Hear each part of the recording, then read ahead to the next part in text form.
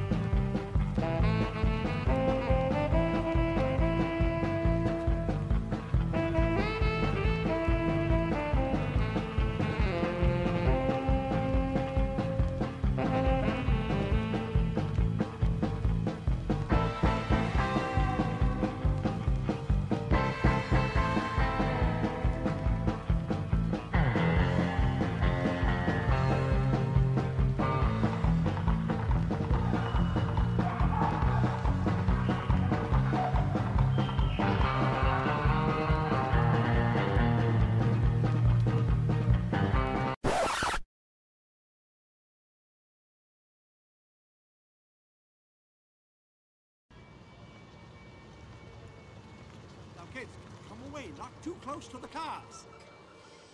Aren't they lovely? Aren't they glorious, though? These will be your transports for the afternoon. No drivers? No drivers. But they're electric. They run on this track in the middle of the roadway here. Totally non-polluting, top of the line. Spared no expense. It's an interactive CD-ROM!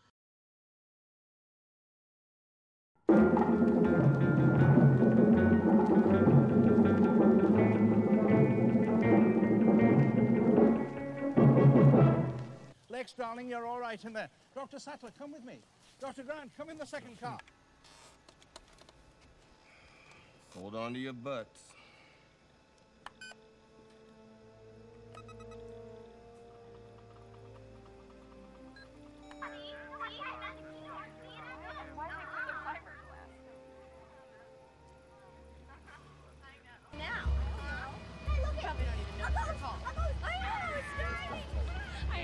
out the door and join the future, right? The voice you're now hearing, A paleontologist. we spared no expense. Thank you again, John, for this opportunity. My name is Danny Anduza, and I am so excited to share my passion and my perspective with you lucky folks today. Let's get right into it. So it looks like the first dinosaur on our tour is, Dilophosaurus. Dilophosaurus. And everybody loves Dilophosaurus. And not just for those signature double crests. It was also a top predator in the early Jurassic, the largest carnivore in its ecosystem. As far as we know, it was also the largest theropod dinosaur to have evolved up to that time. Now, I've worked with the holotype specimen of this critter at Berkeley, and let me tell you, it is a truly spectacular animal. Very charismatic. But as for the one you're about to see, I don't know if it's supposed to be a juvenile or what, but it's very small. Its head looks all doofy. It's got some kind of apparatus like an Australian frill-necked lizard, but it doesn't make any sense. Honestly, if you ask me, it's not nearly as cool as the real thing. Damn.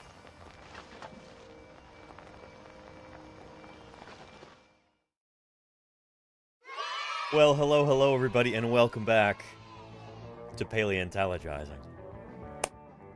It's really good to have you here on this beautiful Friday afternoon. I'm streaming a little bit early today because I've got some stuff I got to take care of this evening. But I'm glad you're here right now. We're going to have a fun stream. Today, we are celebrating the 200th birthday of Joseph Leidy. Many call him the father of American paleontology. We'll be talking about kind of the beginnings of paleontology, dinosaur paleontology especially, in the United States. We'll be talking about this man who really helped get dinosaur paleontology started on these shores. You've probably, well, chances are, a lot of people have never actually heard of Joseph Leidy. You might know Edward Drinker Cope and Othniel Charles Marsh, but you probably don't know Joseph Leidy. They were contemporaries. They all lived and worked at the same time. They actually Cope and Marsh drove Joseph Leidy out of the science that he helped establish here in the U.S. It's an interesting story, and we're going to be talking about it today. But if it's your very first time here, and we do have some first-time people, I believe, then let me give you an extra special welcome. My name is Danny Anduza. I'm a dinosaur paleontologist. As you can probably tell, looking at my office right here. And I work on dinosaurs as a dinosaur paleontologist. I study dinosaurs. I publish on them in the scientific literature. I talk about them 5 days a week right here on Twitch. And of course, I dig up dinosaurs too, like I was doing this past summer. Check out the YouTube page if you want to see some of our live-streamed dinosaur digs from this summer in Wyoming and Utah, digging up at least 3 new species of dinosaur this summer. It was pretty awesome. What a privilege to be able to stream that live. Anyway, like I said, today we're talking about Joseph Leidy, and let's see who's here in chat. Yeah. And Neverwinter says, Leidy is one of my heroes. Oh, very cool, Neverwinter. You're going to have an awesome time then today. It's great to have you here. Yeah. Let me scroll up to the top of chat and I'll say hello to everybody real quick. I think we got time today. Claire Burr, how are you doing? Welcome, welcome. You were first today, Claire. It's good to see you. Ominous Jorts is second. How are you doing, Jorts? Welcome back. Yeah. Dr. Irrefutable, hello to you too. I hope you're doing well. And Arle, Tribune to you also. I hope your Friday is going well. Blaming the dinosaurs. Oh, I often do, Ghostly Ghoul. Thank you for those 100 bits. Thank you, thank you. Thanks for the support. Yeah. As I've said, this is actually my full-time job, believe it or not. This is how I make my living nowadays. Streaming here on Twitch. Call me the world's first live-streaming paleontologist who actually does this for a living, you know? This is how I fund my research and my field work and my living expenses, too. In that brief moment, Maelstrom doll. we alone are the only species to comprehend and appreciate Yeah. The great dinosaurs. Thank you for helping us comprehend and appreciate Maelstrom. Thank you very, very much. Hi, Danny. It's great to have you here. Thanks for those 17 months of support. Keeping me off the streets for the past 17 months. Appreciate you, Maelstrom. Yeah. Tommy Ploticus is here. How you doing, Tommy Ploticus? Welcome, welcome. Creatrix Brit, thank you for the 8 months of support. Really appreciate that, Brit. It's great to see you. Hope you're doing well. Oh, and you'll be pleased to know that the 3D printer is up and running again. Excited about that. We'll be talking about this later. And Flame Dreamer Art, I hope you're still here. How are you doing? Welcome to Twitch. You say you just joined Twitch? On the first channel you had to follow? Hope to see more Paleo peeps soon. Me too. Flame Dreamer Art. We actually funded some fieldwork in western Wyoming this summer through these broadcasts, which was super, super cool. So it would be nice to see more paleontologists on this platform, you know? Yeah. Anyway, welcome, Flame Dreamer Art. It's good to have you here. Yeah. Madam33, did I say hello to you yet? Welcome, Matt. Good to have you. Draconic Raptor. How are you doing, Draconic Raptor? Thanks for joining us. I'm glad you could make it today. We've got a fun topic. It's going to be cool. Talking about Joseph Leidy. Ken is here too. How are you doing, Ken? And a happy 200th Joseph Leidy birthday to you. Holy moly. I didn't realize that until I was typing it out. You know, 200 years old he would have been today. Fatality.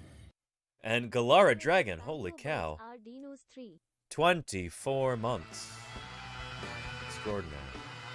Appreciate that, Galara Dragon. 2 years of dinosaurs. That's almost a whole year, isn't it? Thank you, Galara Dragon. Thanks for keeping me here on the air. Appreciate you. Yeah. Samich Nom Nom is here too. How you doing, Samich? Good to have you. Ghostly Ghoul. Did I say hello to you yet, Ghostly Ghoul? Howdy, howdy. It is science time. Yes, indeed. Trixmot, what's shaking with you? Good to have you. Yeah. And Mayor Spaces, people don't look at stream titles on Twitch. I've seen it sometimes where the title spells out the relevant details of the stream, and the same information is in giant red text at the top of the screen.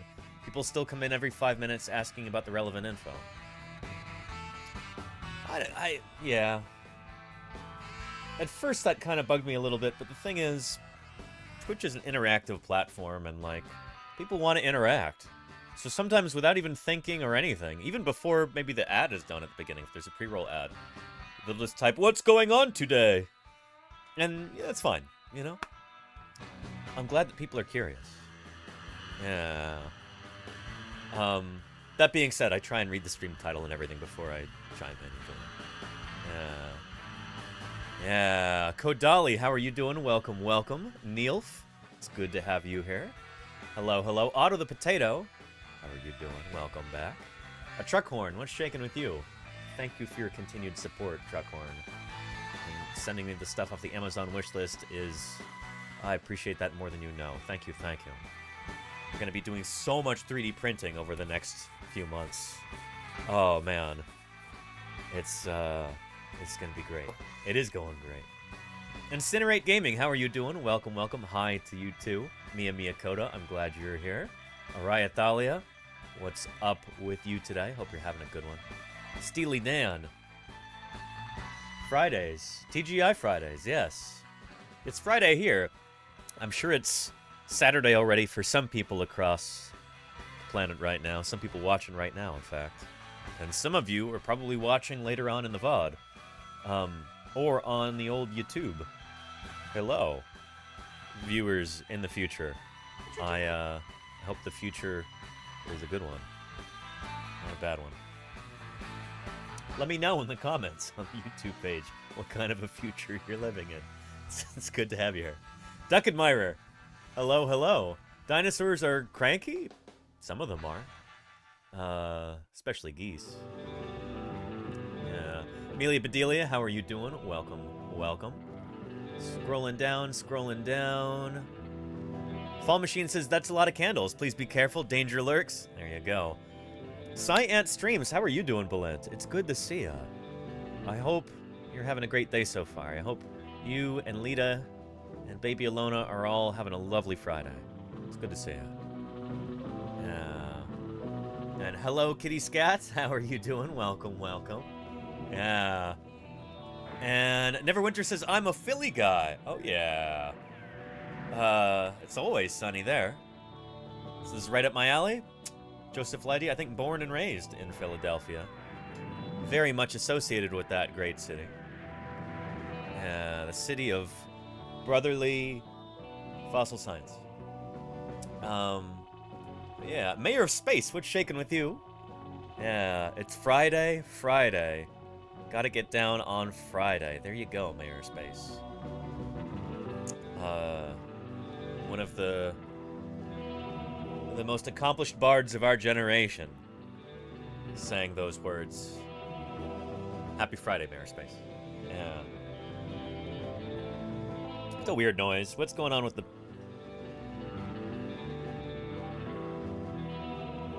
It's working. It just needs to be oiled, I think. Maybe I'll do that in a minute.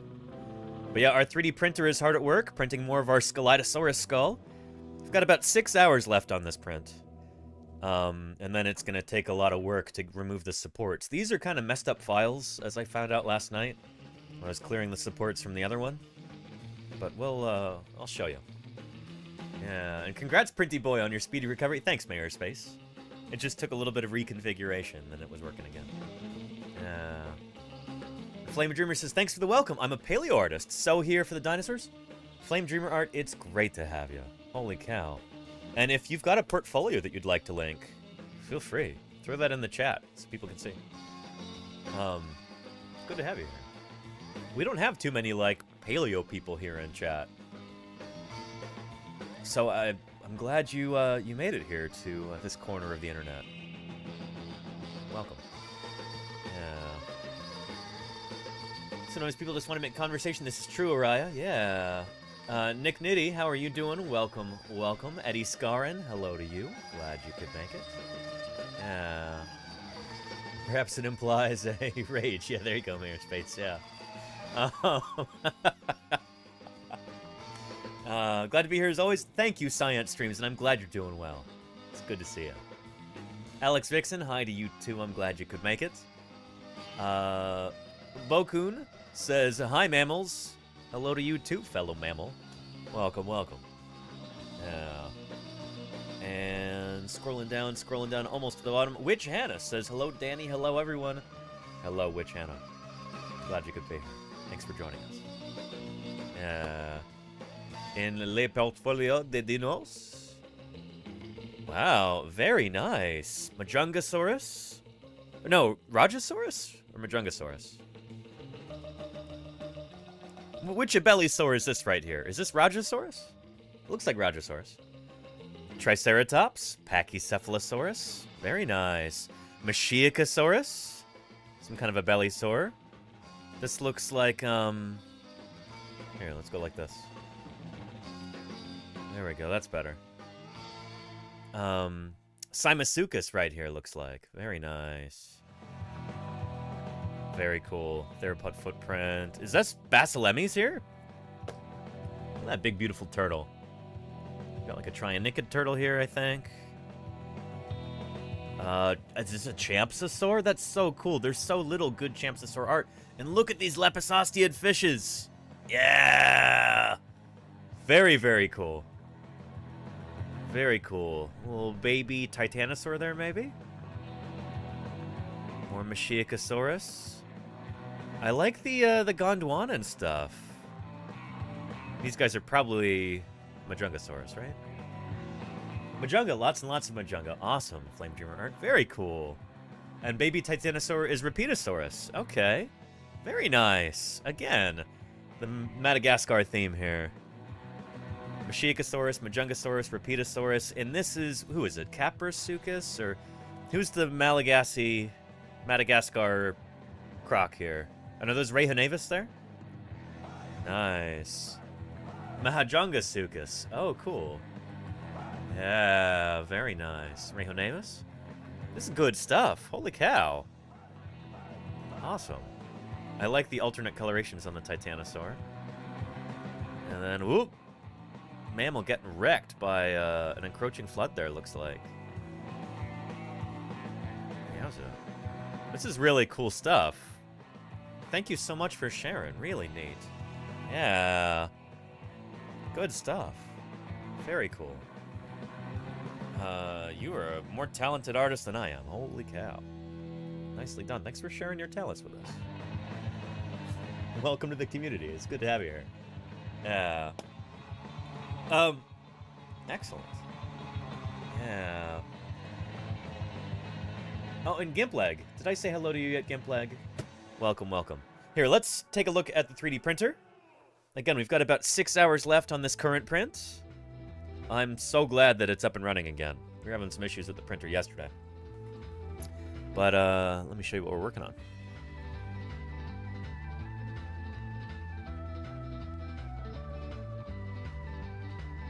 Currently, this is the right side of our life-size Scelidosaurus head.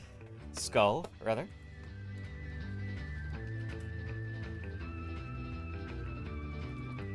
And Scelidosaurus, aka Scelidosaurus, aka Scelidosaurus, whatever you want to call it. It's an early Thyreophoran dinosaur, so probably an ancestor of the Ankylosaurs. Although some paleontologists argue it might be the ancestor of the Ankylosaurs and the Stegosaurs. I think the split between them is probably further back. This looks much more Ankylosaury to me. And I talked to Jim Kirkland about this summer. He agrees. He's an Ankylosaur guy himself. But, yeah, really cool critter. Scelidosaurus. Scelidosaurus. Tomato, potato. It's a neat dinosaur. It really is. And it's an important one. The most complete dinosaur, complete non-avian dinosaur, I should say, ever found in the UK. And, the skull, the half that's printed already, is right here. Here, I'll show you on the desk. Let's see properly. There we go. Yeah. To focus properly. And we've got some parts. We're gonna go on here like this. It's basically like that. And when we have the other half of the skull, it'll be much clearer. But, yeah. So I split it right down the sagittal plane to print it. This one's really, really scrungy. So it's gonna have a lot of water putty that's gonna need to fill in some of this stuff here. It's a wonky file. I don't think I could repair this digitally. I think I just have to repair it after it's printed. And this might be the vomers or something, and it's gonna go inside the mouth, like the roof of the mouth like that. We'll figure it out once we get the other half of it printed. And, yeah, maybe. If I have some time to work on it this weekend, I'll have it ready to glue together on Monday. Maybe I'll already have it together. We'll see. Does exist. Yeah. And thank you, Benny1934, for the follow. And that affirmation of lunar existence. Benny, thank you for following. Welcome to Paleontologizing. Yeah, and Creatrix Brit says you can repair that either way. Maybe I should. Let me show you the original file. This is actually from the supplemental information. The sup info in a recent paper. It was Butler et al.? Button et al., rather. Excuse me. Scelidosaurus. Here we go. Yeah.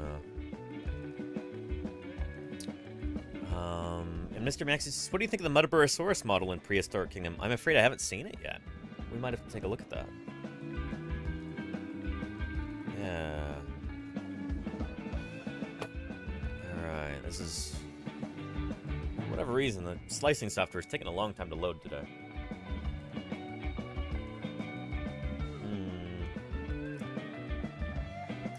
Do it in the computer. Well, we'll see. We'll take a look at this file, and you tell me whether it looks like it's repairable in the machine. Let's rotate this bad boy 90 degrees. on the y-axis. And there we go. So, it's really, really low res here. Really low poly. And when you go to slice it, it, like, loses a bunch of detail and, like, a bunch of the surface for whatever reason. I don't know if this is the sort of thing that's repairable in the computer.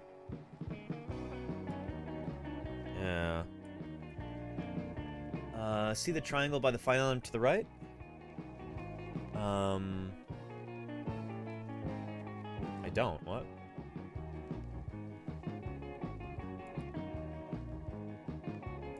You mean the eyeball? Go back to the plater tab. Hang on. Where's the plater tab? You know more about this than I do, Britt. Shoot.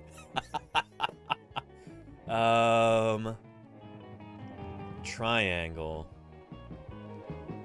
Well, that's new. Seam printing. These are new. I've not seen these before. This must have updated. Weird. But yeah. Oh, shoot, Neverwinter. You're gonna go see some flamingos. That's super cool. Neverwinter, I wish you the best of luck. I hope you get to spot them. That's awesome.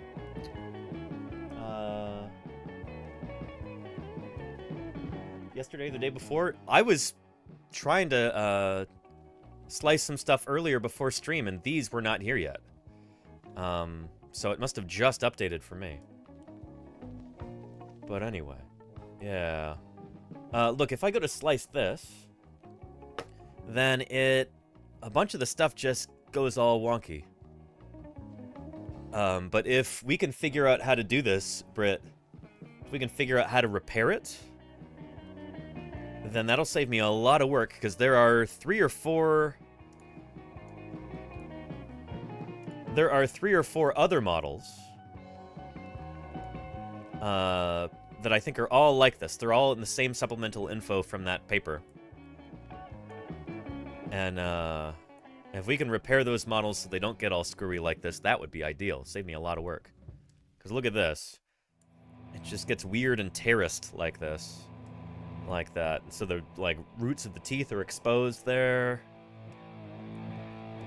Yeah, and so it just prints like that. It's all scrungy and terraced. I'm gonna have to smooth all that out with water putty. And maybe XTC print smoother. When you first put on the plate, there was an error symbol there. You can delete it and bring it back to see it. Ah, so I can. Delete. There. Let's do import. All right, here we go.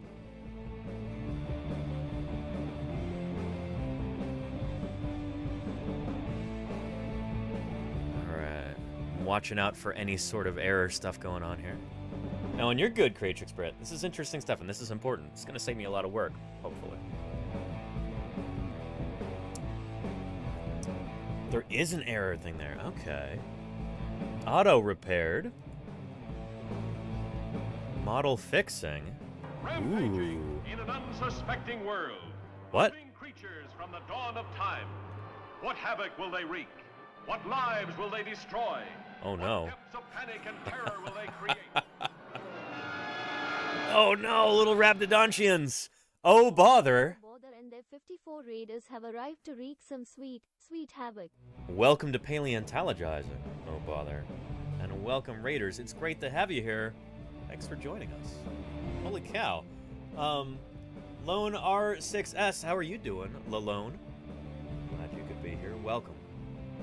And a Banananan, hello, hello. Hello, everybody.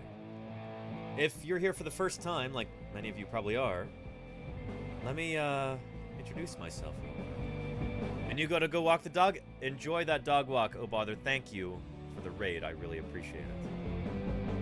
Thanks for being here. Thank you for bringing the viewers. My name is Danny Anduza. I'm a dinosaur paleontologist, as you can probably guess. Looking at my office here. I work on dinosaurs. I dig them up during the summers, and I live stream that. Check out the YouTube page for some live stream dinosaur dig recordings. talk about dinosaurs here 5 days a week on Twitch. I publish on dinosaurs. You know, dinosaurs are what I do. Whether that's Q&A like we do here on Twitch, whether it's 3D printing of dinosaur models like this Scelidosaurus skull that we're working on. Or these are all 3D prints as well. I'm working on more of them. Shoot, let me go grab the Allosaurus skull, actually, and show you that. And PyroEsp, how are you doing? Hi to you, too. Welcome, welcome. Let's grab that Allosaurus skull. I think you'll be impressed.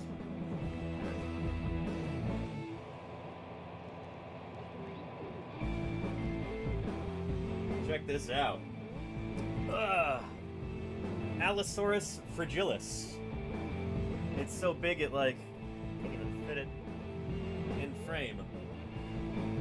This is one of my favorite prints that I've ever done. Just finished it last week. You can go today, actually. And,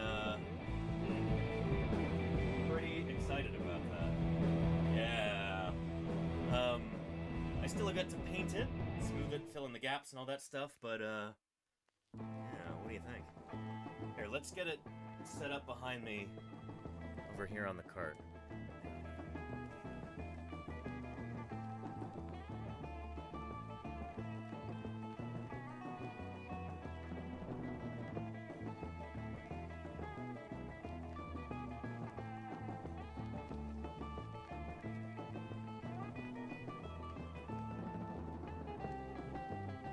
Alright, here we go.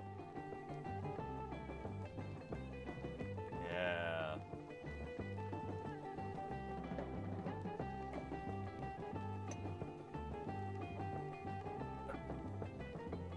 There we are.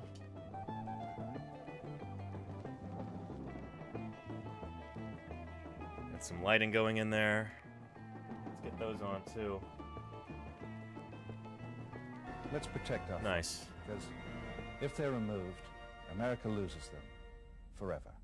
PyroEsp, thank you for that prime there. I really appreciate that. Thank you kindly. Good stuff. Yeah. And Fragilis, my butt, that's a beast. I know, it is, isn't it? Holy cow. It's, pretty happy with how this turned out. It's, yeah, this is why I got a 3D printer. If they're removed, America loses them forever. And Rockophile, thank you for the prime. Holy cow. Really appreciate that. Seriously, that means a lot to me. It's, you know, Prime Sub might not cost you anything. You get it for free with, On formal occasions, he's called with Amazon Prime, but it helps put food on my table, so thank you. 70 feet long. Tips the scales at a substantial 35 tons. Flatulent Gonad, thank you for the follow, and welcome to Paleontologizing. It's good to have you here. Yeah. And by the way, if anybody would like to subscribe, like, in perpetuity to get those emotes and no ads. It's a dinosaur, and this is a dinosaur too. That first one wasn't a dinosaur, that was a Dimetrodon there. But PyroEsp, thank you for the follow. I appreciate it. You subscribed before you followed. You're a real one. I appreciate you, Pyro. Thank you. Yeah. If anyone wants to subscribe and get emotes like these and these and these, it's what, 30% off this month for September? Subtember? So yeah, if you want to help support a paleontologist and keep him off the streets, support my mission of science outreach, well, you can get a discount on that this month. Oh, yeah. Anyway, we're trying to repair this model on here, and it's taken a good while. But, if this works, then that's going to make it significantly easier to print our Lesotosaurus, Heterodontosaurus, Hypsilophodon, and I think Psittacosaurus as well. We've got 4 more dinosaur skulls that are from this same scientific paper. Yeah, it will take a few, but that should fix most of it. Thank you so much, Britt. I really appreciate your input there. This is great. It's going to save me a lot of work in the long run. This one's still going to be kind of a bear to fix, but you know what? That's okay. Yeah. Good to know. Thank you, thank you. Next up, I think we'll be printing our Proceratosaurus. Where did I put that? There we go. Hopefully opening up another slicer window here doesn't mess things up. Oh shoot, maybe it did. Oh, not yet. Okay. But I'll show you what we're going to be printing next, too.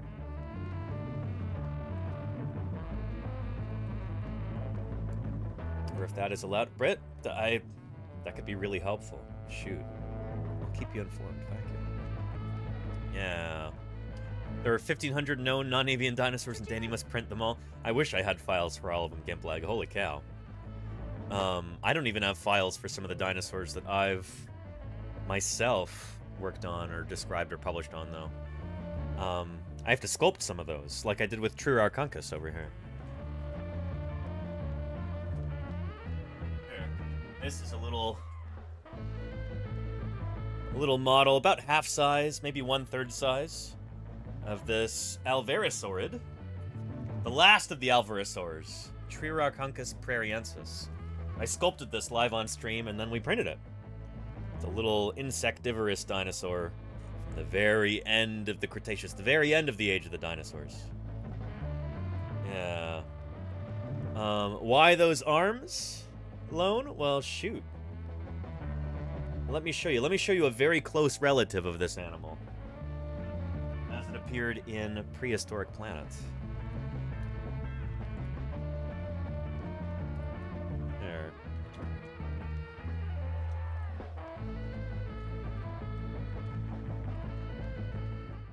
There we go. Mononychus is a desert specialist. Yep. So this is basically the same dinosaur. In fact, this dinosaur might be the ancestor of the one that I sculpted. This is a group called Alvarosaurids. Mononychines are the particular group within Alvarosauridae. Both this guy and Trurarchunkus, my dinosaur, are Mononychines. Hypersensitive directional hearing gives her a mental map of this hollow log and what lies within.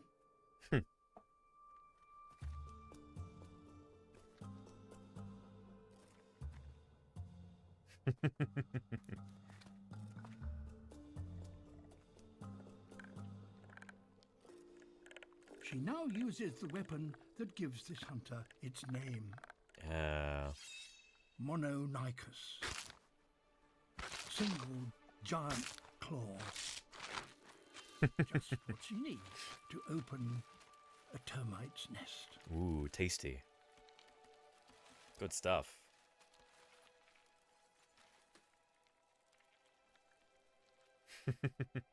And that's what those claws were for, we think. Special piece of equipment.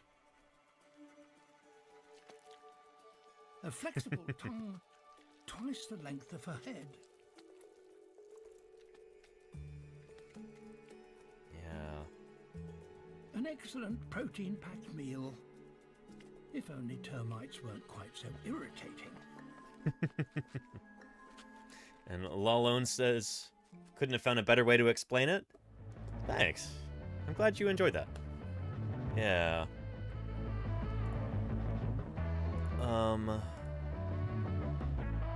Let's see how this is going. Model repaired successfully. Holy cow.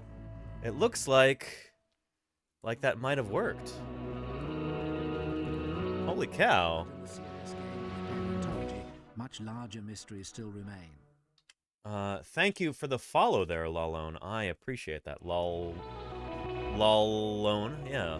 Is that how I say your name, or is it Lagione? Like in Spanish. Let me know how you prefer it pronounced. Alright, perform that cut. This is already looking so much better. I was saying it right? Okay, Lalone. Excellent. Yeah. And Hunter D246. Thank you, Hunter D, for the follow. Welcome to Paleontologizing. It's good to have you here. Yeah. And holy cow, this is so much better. Oh my goodness. It's almost too bad we already started this print like several hours ago. But now the other ones are going to be a lot easier. This is excellent. Thank you so much, Britt. Holy cow. Good stuff. Yeah, but it repairs the errors in the mesh. That's all I really need. That's excellent. Thank you, thank you. Ah, we'll be able to fix this now for our other models, too. I'm doing Hypsilophodon, Lesotosaurus, Psittacosaurus, and Heterodontosaurus. And those are smaller than this one, so they'd be more of a pain to try and clean up. So this is, oh, this is great. This is great! Thank you, Britt. Thank you, thank you. If you didn't already have a VIP badge, I would give you one. Thank you. Yeah. And, support settings dialed spot. Lolon, it does it automatically. So this slicer program, yeah, does the supports automatically. Yeah. And am I going to reprint what I've already printed or just deal with it? I think I'll just deal with it for now, Mayorspace, yeah. But maybe I'll end up printing a second one and giving the first one away or something like that. We'll see. We'll see. Anytime you see that caution sign, click it and run it through NetFab. Thank you, Brett. I will. Thank you kindly. Big paleontologizing salute to Creatrix Brett. Appreciate the help. And Hunter D says, glad to be here. Thinking of majoring in geology and biology and then going to grad school for paleontology? That is awesome. Well, you are in the right place, my friend. Welcome, welcome to Paleontologizing.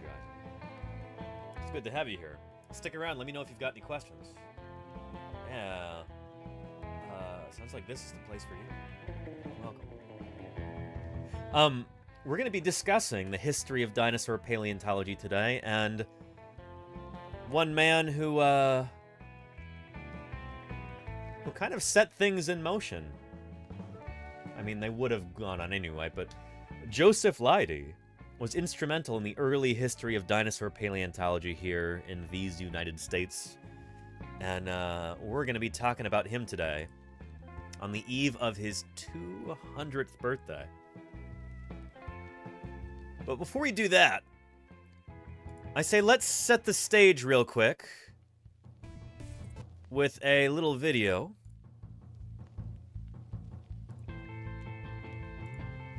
about the Bone Wars. So if you know anything about the history of dinosaur paleontology in the US during, like, you know, the post-Civil War era, the very beginning of dino paleo in the US, then you're probably familiar with Marsh and Cope and the Great Bone Wars. So let's talk about that, shall we? Here. The world is full of great rivalries, like Marvel and DC, or Ali and Frasier. Science has its fair share too. Just look at Tesla and Edison. And in the late 19th century, two paleontologists named Othniel Charles Marsh and Edward Drinker Cope entered a feud that would eventually be known as the Bone Wars. While trying to one-up each other, they found and named some of today's most famous dinosaurs, but they also made some pretty big mistakes. At this point in history, paleontology was still taking its first clumsy steps. In 1824, a British geologist named William Buckland published a paper about some bones that he thought were from a huge extinct lizard. He called it a megalosaurus. And even though dinosaur wouldn't become a word until nearly 20 years later, megalosaurus was the first one to be scientifically described. That's when a researcher formally writes about what makes an animal or a type of animal unique and where it fits into the tree of life. A few decades later, in 1858, the first nearly complete dinosaur skeleton was found in America. The Hadrosaurus was described and named by Joseph Leidy, an academic who switched from medicine to natural history and would play a huge part in paleontology. So yeah, Joseph Leidy is the man of the hour today. And we're going to be talking all about it. I'm trying to find that book. There is... The only biography that I know of Leidy is called The Last Man Who Knew Everything. and I've got it somewhere on my shelf. I desperately need to reorganize my books. But it's over here somewhere. So Marsh and Cope basically grew up alongside the field. Marsh was born in 1831 in New York, went to Yale thanks to his wealthy uncle, and ended up studying paleontology in Germany. Meanwhile, Cope was born in 1840 to a wealthy Quaker family. He didn't have as much formal scientific training as Marsh, but thanks to jobs in museums, he learned about natural history and published a lot of papers. After the American Civil War started, Cope's father sent him off to Europe, and he met Marsh in Berlin in 1863. They started out friendly. When they went back to America, they visited different dig sites, and because they were rich, they could hire excavation teams to ship fossils back to them. Sometimes with help from other experts, Marsh and Cope thoughtfully analyzed and published descriptions of new specimens without stepping on each other's toes. But soon their friendship would come crashing down. The feud really began when Cope was describing the marine reptile Elasmosaurus in 1868. Instead of taking his time to reconstruct the skeleton, he raced to get some information out in just a few weeks. That eventually led him to misunderstand how the bones of its spine lined up. He figured, like more modern lizards, Elasmosaurus would have a long tail instead of a long neck. So in a figure he published in 1869, he drew its head at the wrong end of the spine. He was publicly corrected in 1870 by Joseph Leidy, who studied the bones and noticed some key details that Cope overlooked. By some accounts, Marsh insisted he caught the mistake, or there it is. Rubbed it in. Cope tried to save his bacon by retracting all copies of his paper and republishing. And thank you, Ms. Orange Green, for the follow. Welcome to Paleontologizing. It's good to have you here. Here is that book about Joseph Leidy. I didn't actually have time to read it before today's stream. I should have. It's not even that long. But man, I've had a busy few weeks. Yeah. I'll have to read it before our Joseph Leidy stream next year. That'll be for his 201st birthday. Yeah. But, for right now, we're just gonna be watching some videos and stuff. Which didn't exactly work, and things got more petty from there. The meat of the Bone Wars started around 1877, when they fought over fossils at the same dig sites, like Como Bluffs in Wyoming, which was a treasure trove. Como Bluffs. Como Bluff is what it's called, but that's okay. It's a really good video so far. I appreciate this. Good information. And they started playing dirty, spying, bribing people to switch employers, chucking rocks to start fights, or even straight up destroying fossils to keep them out of each other's hands. Between them, Cope and Marsh claimed to have described over 130 kinds of dinosaurs, among other ancient animals. But they rushed to publish and made a lot of mistakes, like giving names to already discovered dinosaurs or counting inconclusive fragments as a whole new animal. For instance, we are still trying to sort through and correct the mistakes, try and untangle this big knotted mess that Cope and Marsh, you know, created back in the 1870s, 1880s, 1890s. That work continues to this day. For instance, when Marsh was sent the headless skeleton of a long-necked dinosaur in 1877, he called it Apatosaurus. But when he tried to scientifically describe the creature, he reconstructed it with a totally wrong skull. Then a couple years later, he was sent another Apatosaurus skeleton with a skull and called it Brontosaurus. This naming confusion has lasted to this day. Really, Cope and Marsh had a lot more success when they took their time with fossils. So that is actually not... The skull doesn't actually have anything to do with Apatosaurus versus Brontosaurus. Skull is a red herring. It's not actually part of that story until what, like it's anyway. But yeah, and today there are some paleontologists who work on sauropods who say that Brontosaurus and Apatosaurus should be separate genera. They actually should be, like, each of them is valid. It depends on who you ask. I suspect they're not, but it all kind of comes down to like lumping and splitting, and I'll admit it, I'm much more of a lumper, you know. So yeah. Worked with other scientists. And I've not been to Como Bluff yet. When no, Marsh Grilled described Pikachu. Triceratops, for example, not yet. He was only sent bits of the horns. I think Ken has been there, though. So he thought it was Haven't you, Ken? bison. But when the geologist who had found the skull fossils said that it wouldn't make sense for a lone bison to be mixed in with all these dinosaur fossils, Marsh reconsidered. With more input from his peers, Marsh thought these fossils might have come from another dinosaur with spikes, like Stegosaurus, and he eventually landed on the idea of a dinosaur with horns, which hadn't really been dreamt up before. Eventually, Cope and Marsh were left penniless by the Bone Clone Wars, and their papers had so much sniping and so little science that journals refused to publish them. While they did a lot for paleontology, they were all... I mean, but each of them also had their own in-house journal. Like Marsh had, I think, the Yale Peabody Review, which is his institution's journal. And then Cope had the... Was it the Proceedings of the Philadelphia Academy of Sciences? Anyway, I'm pretty sure they each had their own in-house journal, so they didn't really have to worry too much about their stuff not getting published. Also reckless and gave the field a bad rep. Their constant sabotaging even made Joseph Leidy quit paleontology altogether in the mid-80s. There we go. Crucial point here. I'm showing you this to try and give you some sense for, like, the world that we're talking about right now. Post-Civil War America, you know, the Wild West is opening up to scientists from the East Coast. And Cope and Marsh are causing such a ruckus and being so badly behaved that they actually drive Joseph Leidy out of the science. That's how bad their feud was. It's nuts. Their constant sabotaging even made Joseph Leidy quit paleontology altogether in the mid-1870s. So it's an interesting story, and one we've hopefully learned from. Today we have a better understanding that science depends on things like collaboration and sharing information, and less, you know, throwing rocks at each other. Thanks for watching this episode of SciShow, and thanks especially to our... Yeah, to the supporters of this channel. Thank you. Yeah. Just kind of hammer this point home a little bit further. See if I can find this video or if it's been... Oh, there it is there. Nice. Yeah.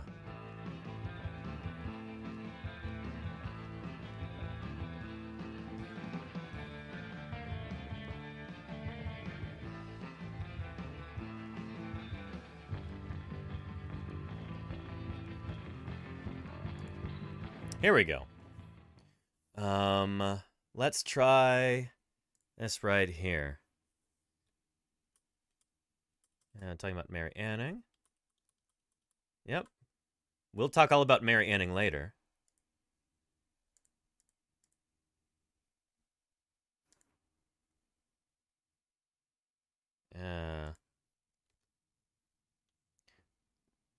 Anyway, fossils are starting to come out of the American West like this. And it's a big deal. Yeah. Here we go.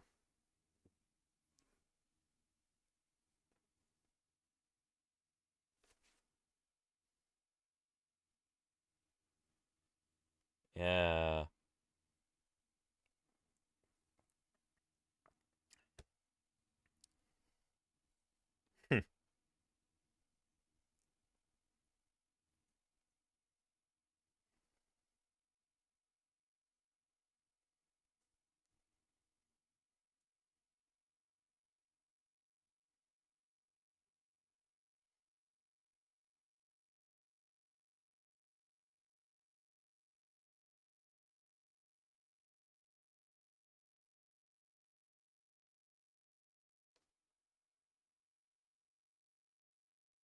Which is not a dinosaur. Yeah. Mm-hmm. Here we can... Cope put the head of the elasmosaur on the tail instead of on the end of the neck. Yeah. Marsh was inelegant enough to point this out in public.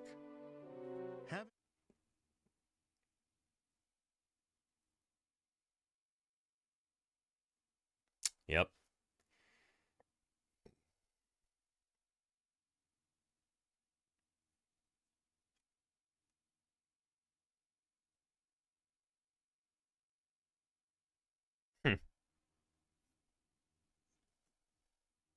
There you go, Mayor Space agreed.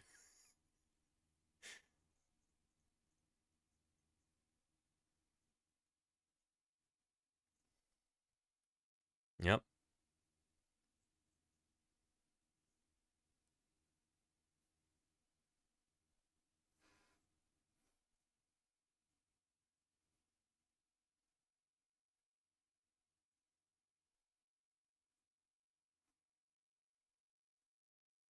Yep.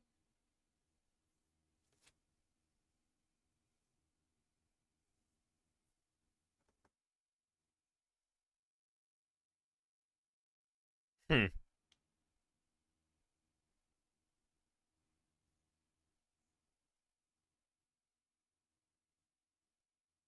Yep.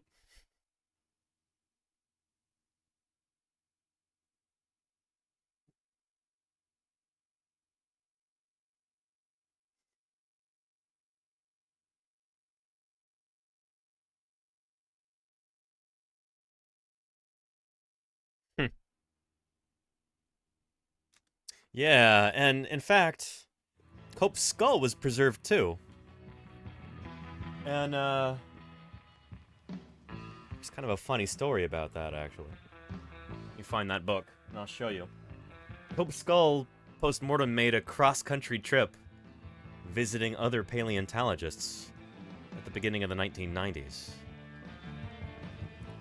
And there's photos there to prove it. One of the guys that you saw, one of the talking heads here, Luis C. Hoyos, right there, photojournalist. He brought Cope's skull with him on a cross-country tour of the U.S., visiting with other paleontologists, and photographed them with Cope's skull. Let me show you. It's in this book. There we go. Hunting Dinosaurs by Luis C. Hoyos.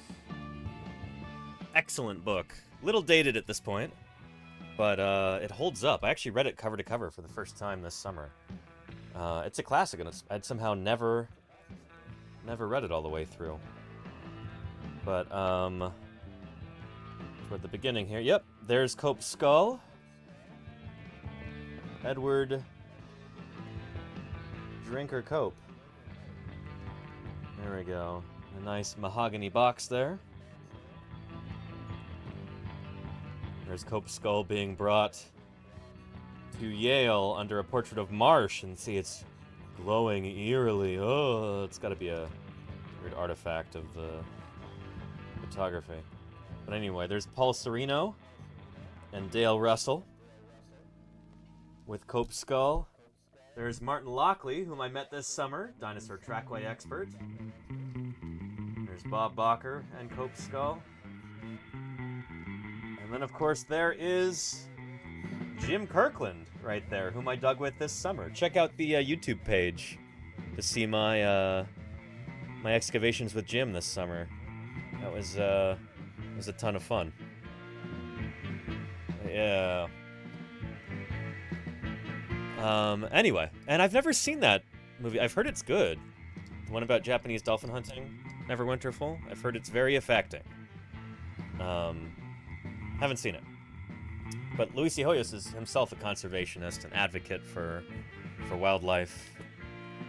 Seems like an interesting guy. I've never met him, but I've heard he's an interesting guy. Yeah. And Mr. Corp, I still haven't seen that. You watched the Dirty Jobs episode with Jim and Don yesterday? Shoot. If you have a link to that, I'd love to see it. Maybe we'll watch it on stream one of these days. Yeah. Anyway, so this is kind of the milieu into which Joseph Leidy is cast, or rather, he helped to kickstart dinosaur paleontology in the United States. And let's take a look at a quick little lecture from dinosaur paleontologist Tom Holtz about this. These are available online. This is, if you would like an introductory course to dinosaurs, all of Holtz's lectures are there on YouTube. So you can watch. It's just like taking his class. He's a professor at the University of Maryland, I want to say. Hey, here's a link right here. Good stuff. You can find his page from there. Take a look. But it was this guy, Joseph Leidy, who was the first one to technically recognize the presence of dinosaurs in North America. Yep. Here. Yeah. But Would recommend. Thanks, Ken. Cool. it was this guy, Joseph LEIDY, who was As long as the fossil. Oh my God, you can. technically recognized the presence of dinosaurs in North America. He was one of North America's first professional paleontologists. There had been some others before him, like an obscure polymath from the 1700s and early 1800s called Thomas Jefferson. Yeah, who's ever heard of that guy? Yeah. Who actually described the first bones of Macedon. But LEIDY was a professional paleontologist, so that was his job. And as part of his job, he was describing fossils found in the newly acquired territories to the west. And in 1856, described a series of teeth that had been found in the Judith River, or near the Judith River of Montana. And among those teeth was a certain critter that Joseph LEIDY named in 1856. One whose name is frequently mispronounced on this channel. Who might that be, chat? Which dinosaur?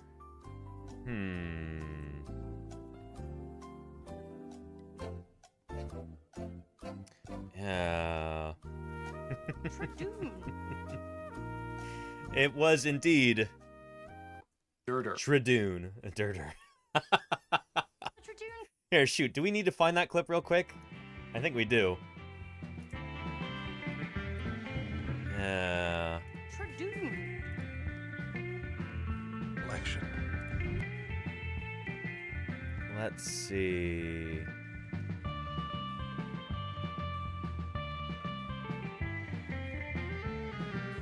I think it's...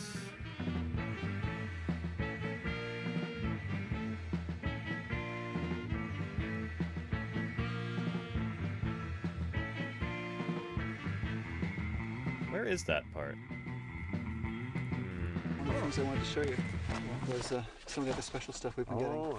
It's 99% hadrosaur, but the other stuff, the 1%, is great. Okay, here's the sorts of things that are in that 1%. Definitely Troodontal Hunter's Prize. Yeah. Durstler's collection of tiny Troodon juveniles, including fragments of their eggshells. This is from that old series Paleo World from the 90s and early 2000s. In 1856, there we go. Fossilized teeth of a small dinosaur were discovered in Montana. Yep. The species was aptly named Troodon. Named by Joseph LEIDY. I wish that they had specified that Joseph LEIDY named it. Which means wounding teeth. Yeah, and then this has become a whole meme on this channel. I guess I'm obligated to play the Tradoon song for you right now, aren't I? Let me do that. It's just a minute or so long. Let me find that. Here we go.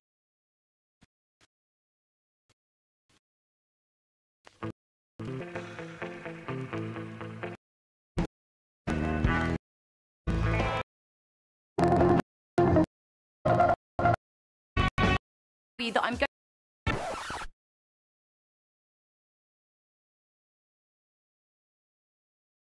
I present to you the top 10 weirdest looking dinosaurs. I want to state the obvious and tell you that I'm going to be butchering the names of these dinosaurs. Butchering the names of these dinosaurs.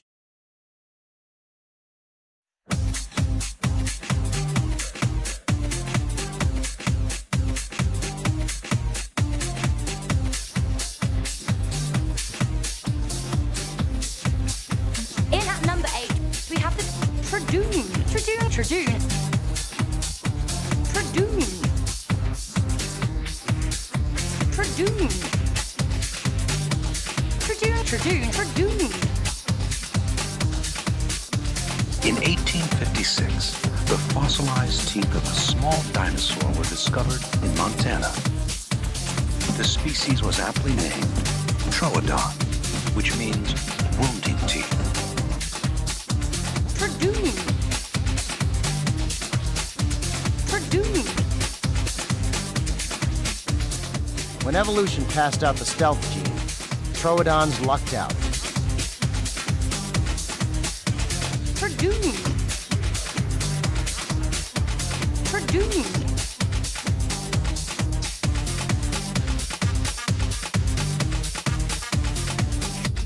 Dinosaur contains almost all of the North American identified specimens of Troodon. Troodon was every inch the predator, with razor-sharp serrated teeth and large, hook-like claws.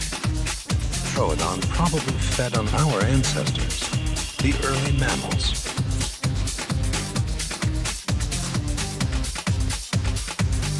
Troodon may have posed a greater threat to mammals than any other predator on Earth. The Troodon was suddenly cut down in its prime.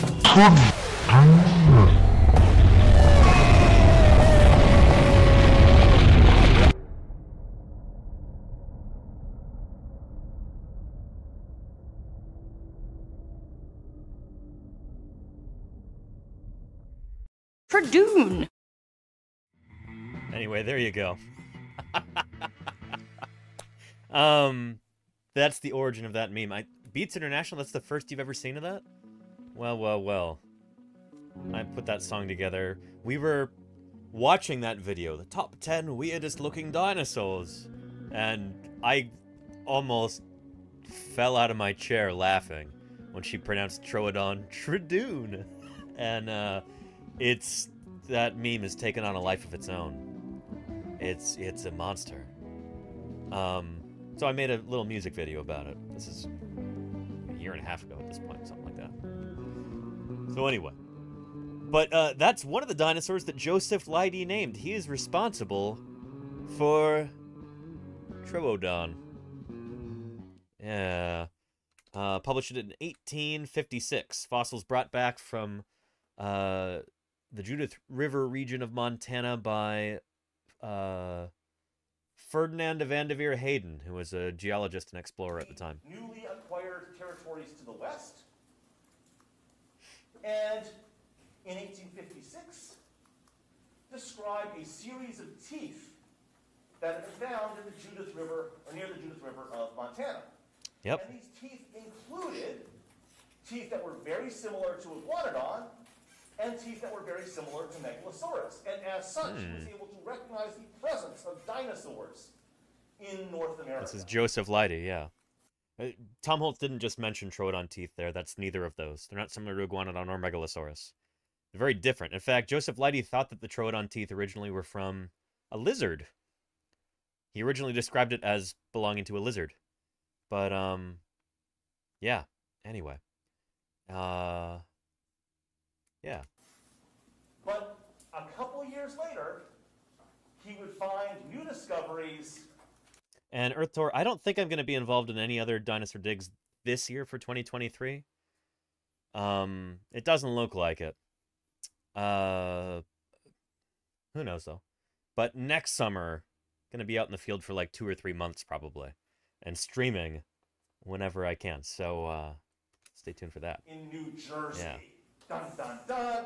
And I will leave it here. I will start up the online video with the discovery of the New Jersey dinosaur fossils and how New Jersey dinosaur fossils radically changed our knowledge of the ancient world. Yeah. The Great Bone Wars and the Age of Imperial Paleontology. Cool stuff. Again, if you want a link to these lectures, here's Tom Holtz's YouTube page right here. It's so cool that a dinosaur paleontologist teaching an undergraduate level course on dinosaurs has posted all of these lecture videos to the internet. So you could basically take an undergraduate course in dinosaur science on YouTube. Check it out. There's the link right there. So, yeah. Oh, can we talk about Nimravids? We can at some point, Ghostly Ghoul. Yeah. Briefly. We'll probably do that Monday, I think. Yeah, we're gonna have a full plate Monday, but we'll talk about Nimravids then. How's that sound? Yeah. Thank you, Ken, for reposting that. Yeah, Nimravids. There's even a Nimravid, from Southern California that was described by a friend of mine. Diego Iluris, I think was its name. Yeah, we can talk about that. But anyway, I know today is about the great Joseph Leidy. It is indeed. So let's talk about him some more, shall we? Here's a video with vertebrate paleontologist Ted Deschler talking about Joseph Leidy. I think this is actually audio from like an audio tour that you can take in Philadelphia. Take a look. 19th century, a sculptor named Benjamin Waterhouse Hawkins and the scientist Joseph Leidy worked together on a dinosaur skeleton that had been discovered just over the river in New Jersey. And shoot, there is a statue of Joseph Leidy. And you know, if I had had more time this week, if I hadn't been so crazy busy, I would have searched to see if the files are available to 3D print that. Has anyone photogrammetrized that statue?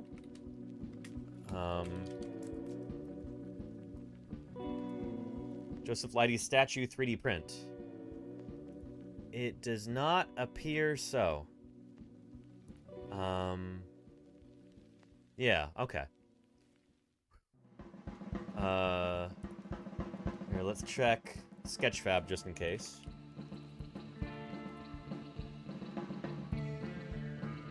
Yeah. Nope. Yeah. Not a missed opportunity there. I don't live in Philadelphia or anywhere near there, so it's not like I could have photogrammetrized it myself. So, yeah. But if you do live near Philadelphia, or if you live anywhere on the east coast of the U.S. and you happen to be passing through Philadelphia, maybe go pay a visit to the statue of Joseph Leidy, which I believe is outside of the Academy of Natural Sciences? Where is that? Yeah. The Academy of Natural Sciences, Benjamin Franklin Parkway. Yeah. Nice. Nice. Take a look at the sculpture on your right. That's Joseph 19th Leidy. and Locust. Oh, cool. Never went there. Imagine Yeah. what it would have been like for him to hold those gigantic bones. Many of them, the vertebrae, were so large that they were used by various people around Haddonfield as doorstops. So, local people around, well, in New Jersey, had been picking up some of these dinosaur vertebrae, or vertebrae of mosasaurs, or other, you know, big ancient critters like that from the Cretaceous. And yeah, I've been finding uses for them, like doorstops. This is back in the 1860s and 1870s. That's Leonard Warren. He's the author of the biography, Joseph Leidy, the Last Man Who Knew Everything. So Joseph Leidy became, I think, quite excited about these large bones. Once that skeleton was put together, it amazed people. You can imagine, for the first time in the world, we were seeing this animal called a dinosaur, the terrible lizard. Pretty awesome. The fascination with dinosaurs really does begin with Joseph Leidy. But it wasn't just dinosaurs. People sent him the bones of all kinds of animals they found in North America. Rhinoceros, saber-toothed tigers, camels. And an Ice Age lion. The jaw of that lion is the fossil you see Leidy holding in his left hand. So these two sculptures you're standing in front of really represent the way we first thought about dinosaurs and how we imagine them today. But the thing is, cool. with science, it's always evolving. That's sculptor Kent Olberg again. And 100 years from now, people might look at Deinonychus and said, wow, how much more we know today.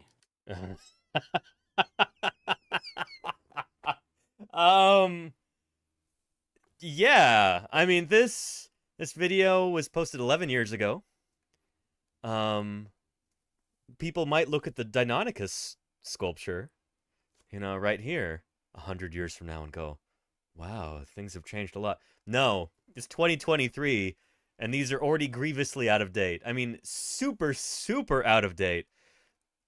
Honestly, like, probably around the time that they recorded this audio, this was already out of date. That's how quickly dinosaur paleontology moves, is that we no longer think of Deinonychus as an animal that would look like this. you know, this is kind of the depiction of Deinonychus from that time. Like, as portrayed in that sculpture. This is Deinonychus in 1969 when it was published on. Nowadays...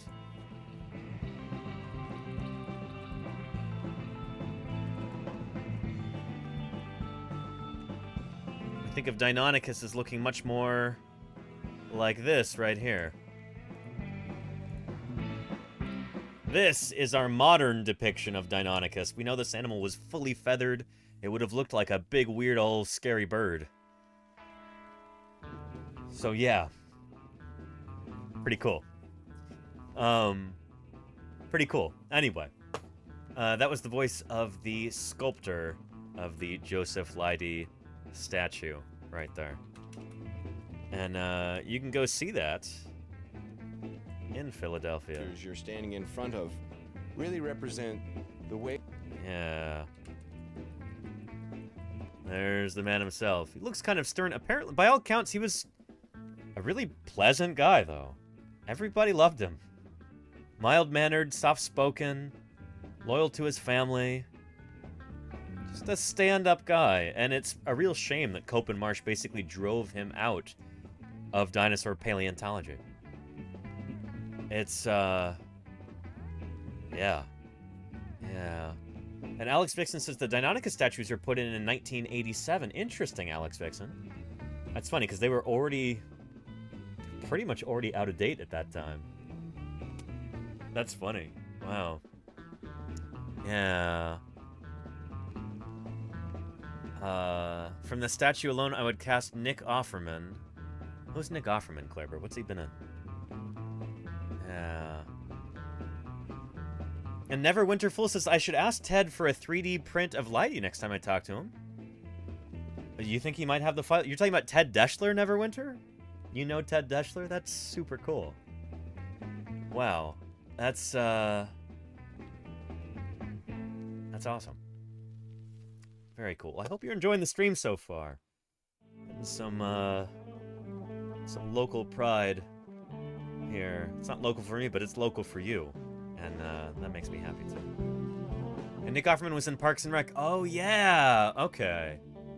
I know who you're talking about, Claire. And I can see that. I can see that. Nick Offerman as Joseph Leidy. Yeah, I can totally see that. Here.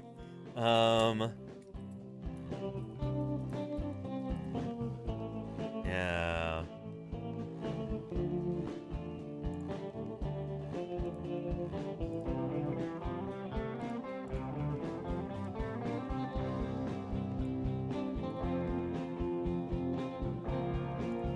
Let's see. Let's try these side by side.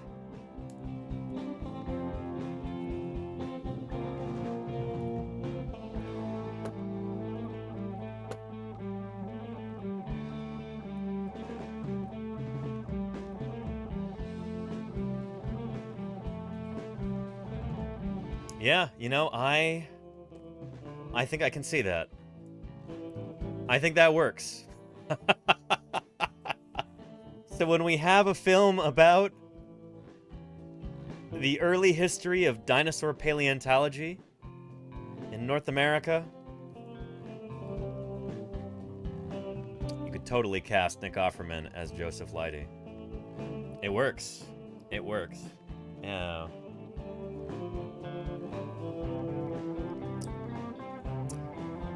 Thank you for that insight there, Claire. Yeah.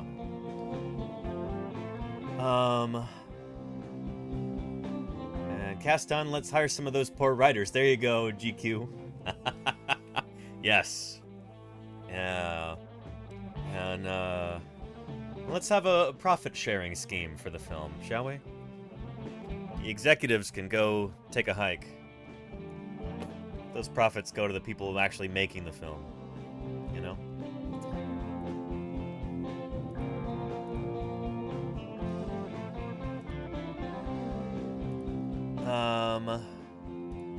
So one of the dinosaurs that Joseph Leidy named is also the official state dinosaur for the state of New Jersey.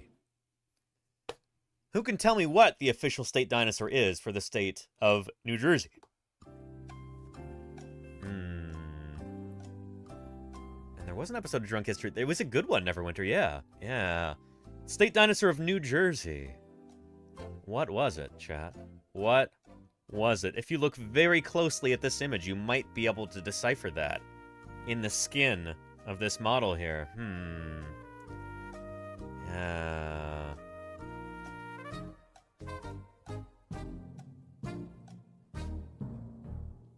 And Lalone, hey, thank you for being here.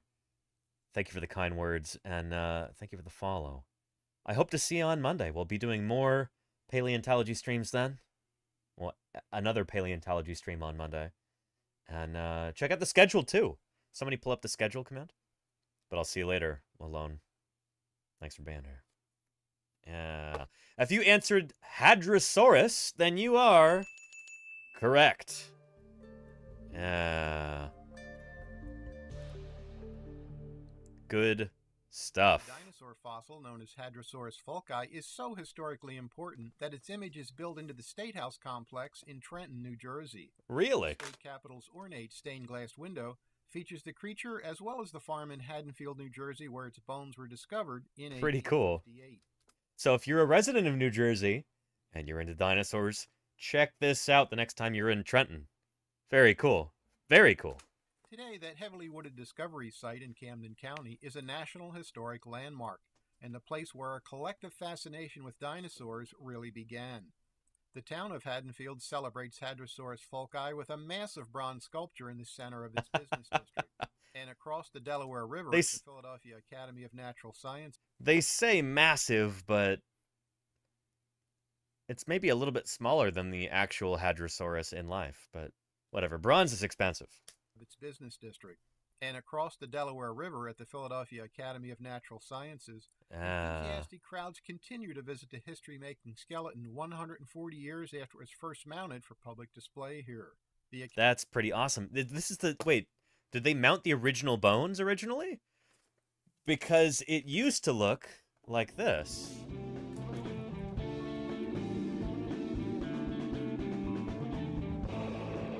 This is what it looked like long ago. And trying to get these to embiggen properly is tricky.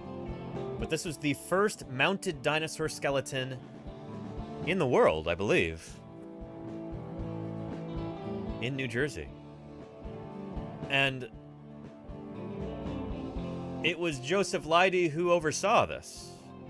This is his brainchild. That's pretty cool. That's pretty cool. So New Jersey, you might not think of New Jersey as being an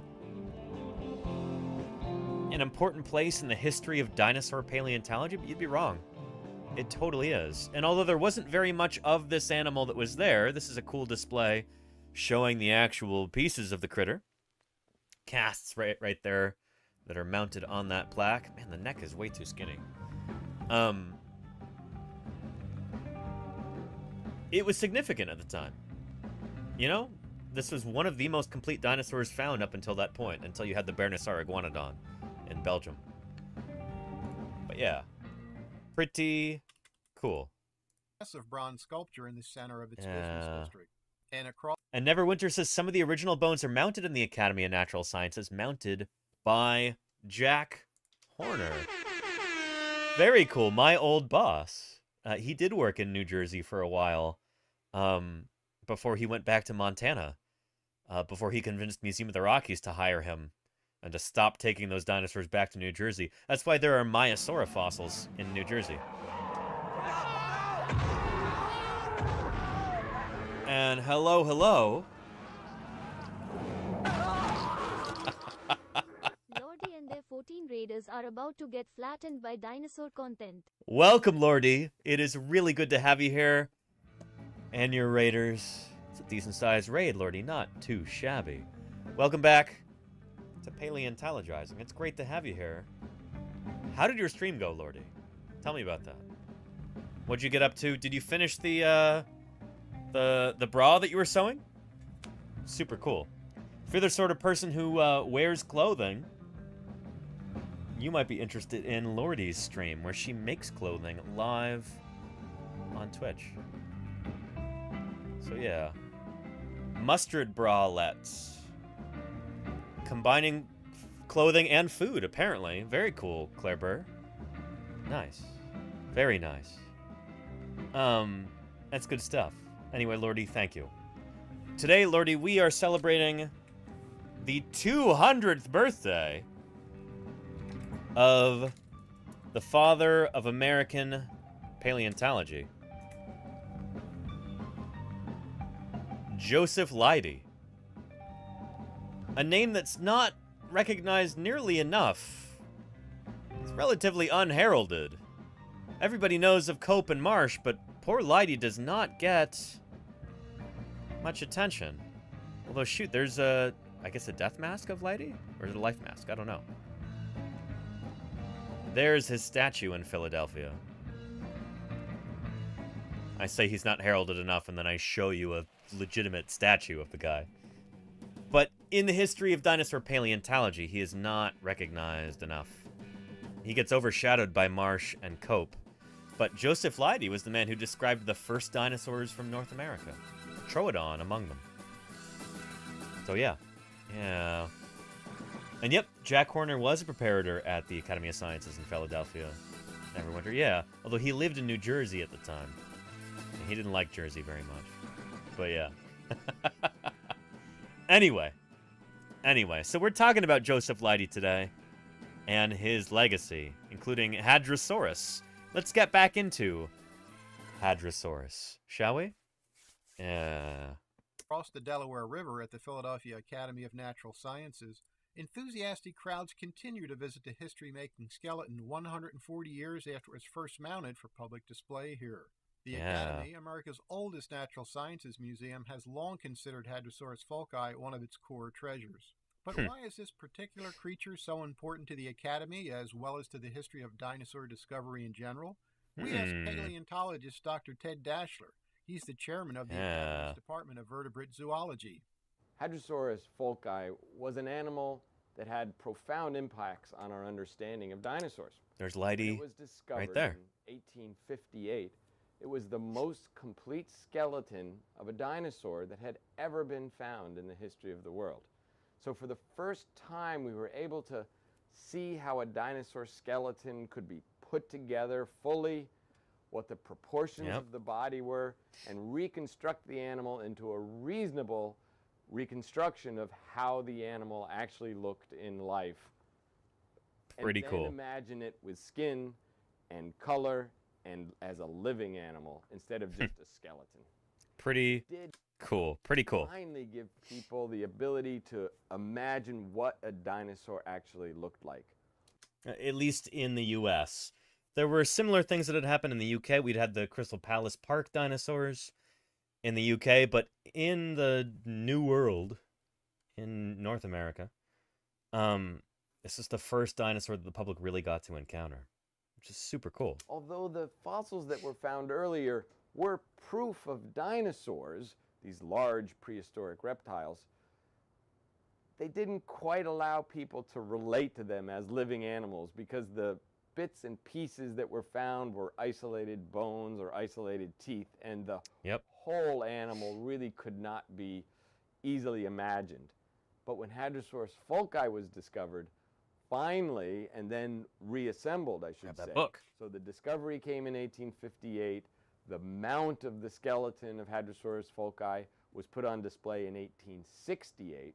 And that's finally when the public was able, for the first time, to see a complete dinosaur skeleton and sort of awaken that imagination in people about the size, the scale, and the way that dinosaurs lived. When Hadrosaurus folki was displayed here at the Academy, it was a phenomenon. The attendance of the Academy skyrocketed far beyond anything that had previously experienced. And it was a little bit of a problem handling all those crowds. And so In that sense, Hadrosaurus folki really did change the history of the Academy of Natural Sciences, and for the first time introduced this mass audience to the science, to the exhibitions that the Academy was doing. If we go back in time 80 million years and we go to the geographic area that is now southern New Jersey, it was a shallow ocean or lagoons close to the shore. The marl that I speak of, also called marl, M-A-R-L, is the organic rich sediment that slowly but surely built up, and because it was so organic rich, in the 1800s, farmers learned that if you dug it up and spread it out on your fields, it was a good fertilizer. So that's what happened. In the 1800s, people were digging marl pits, digging into this organic, muddy, sandy, soft rock and spreading it out on their fields. And by digging down into that soft rock, they were exposing the bones of animals that had died and been buried in that soft rock 80 million years earlier. So that's how fossils like Hadrosaurus folki and many, many other sorts of fossils, shark's teeth, mosasaur teeth, crocodile skeletons, that's how those were discovered and then brought, many of them, to museums or other institutions where they were studied, and that's how we've learned so much about ancient New Jersey. One of the really neat aspects of Hadrosaurus folki and its place in history is that it's a great example of minds coming together, of the right people being in the right place at the right time. Hey, Sapphirus, welcome back. So good to have you here. It seems that back in the early to mid-1800s...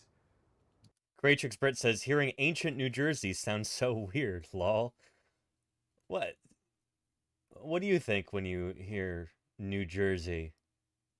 Is it all, you know, The Sopranos and Jersey Shore? You don't think about Hadrosaurus and, you know, the ancient shallow seaway that once covered this area? Bones like the Hadrosaurus folki bones were actually found in Haddonfield by people working in these marl pits, maybe even parts of the skeleton of Hadrosaurus folki. But no one really was there to say these might be important. These may have an interest to the anatomists over in Philadelphia, so let's show them these things. Instead, fossil bones were treated as curiosities and items to kind of look at and ponder and then put on the shelf. But in 1858, as coincidence would have it, William Parker Folk was vacationing in Haddonfield and learned about some of these discoveries on Hopkins Speaking of Farm. dinosaurs, did you realize that chickens were a lot like little dinosaurs with feathers? I didn't, until I read a book called The Dinosaur Chicken Conspiracy. But apparently the poultry farmers don't want us to know anything about it, so they've hushed it up. Inkling Zero, thank you for the 13 months of support. That's almost a whole year there. But the poultry farmers don't want you to know about that either. Thanks for supporting me for the past 13 months. I really appreciate that, Inkling. Thank you, thank you. Yeah. In Haddonfield, and learned about some of these discoveries on Hopkins Farm, and went there and asked questions and started an excavation at the site where some of these bones had been found 20 years earlier. So Folk was finally someone who sort of had the wherewithal to say these might be important. And then Folk also had connections with Dr. Joseph Leidy here at the Academy. There we go. Probably the only person in North America at the time who was able to receive them and understand what they were and their scientific value. So, again, I want to emphasize that further. Joseph Leidy, at the time, probably the only person in this half of the world. I'm assuming that nobody in South America would have known. Anyway, the only person in North America, probably at the time, who would have been able to do something with these dinosaur fossils. How lucky are we that this happened at all? I mean, holy cow. Dinosaur fossils are not common on the east coast of the U.S. And yet, I guess people were doing enough digging at the time that eventually somebody was bound to find something. There were probably a bunch of dinosaur fossils that were dug up and discarded or used as paperweights or, you know, turned into pavement stones or just disappeared into somebody's attic or whatever. But this is one of those times when those happen to go to the one person in North America who could actually do something with them. Synchronicity. There you go, Johnny Autonomous. Yeah, pretty cool stuff. Yeah. Also had connections with Dr. Joseph Leidy here at the Academy. Yeah. Probably the only person in North America at the time who was able to receive them and understand what they were and their scientific value. So that Pretty was cool. just the right people at the right time at the right place. And you can add another layer onto that. 10 years later, Benjamin Waterhouse Hawkins learned of these wonderful skeletal materials. This tortured artist here. Yeah, really, really interesting guy, too. We'll be talking all about Benjamin Waterhouse Hawkins for a special New Year's Eve stream on December 31st. We're going to have a real blowout then. It's going to be a ton of fun, and we'll be talking all about Benjamin Waterhouse Hawkins for the anniversary of the Crystal Palace Park Dinosaurs Exhibition New Year's Eve celebration. It's going to be a ton of fun. Make sure you're here for that. You don't want to miss it. Materials of a dinosaur that had come out of Haddonfield. And Waterhouse Hawkins was in New York and came down to Philadelphia. He had the knowledge about how to create these huge sculptures.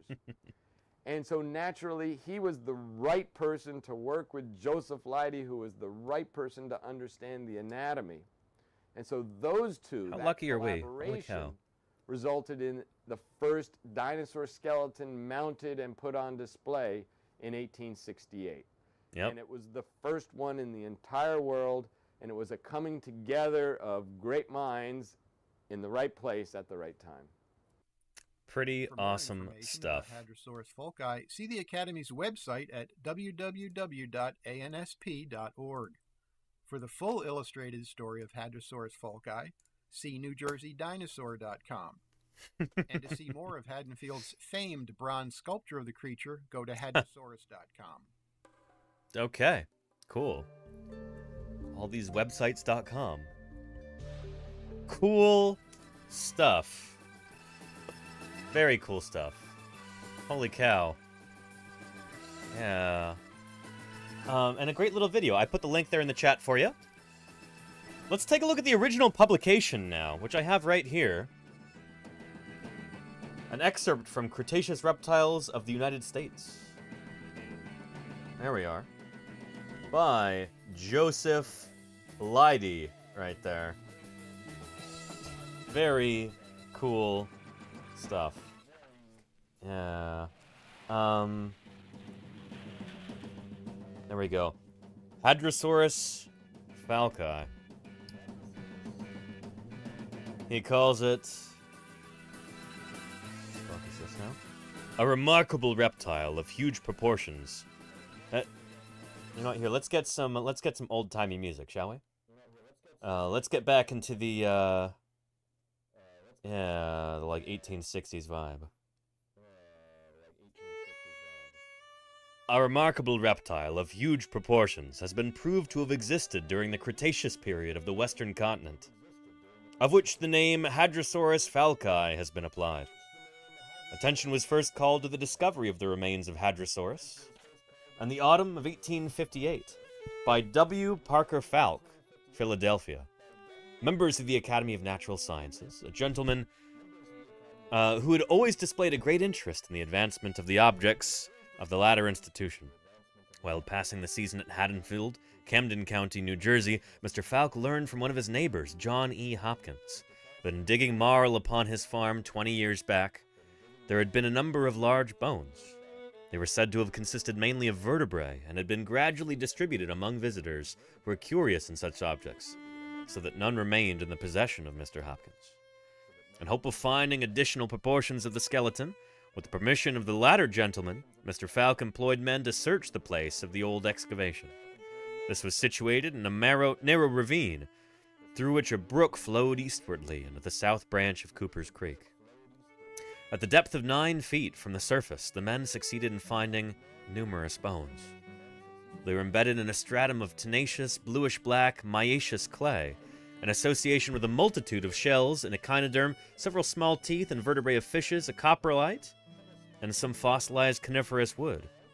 The bones are ebony black, firm in texture, heavy, and strongly impregnated with a ferruginous salt, especially sulfurate of iron, which also adheres to parts and nodules and fills up interstices, foramina, and the spongy structure.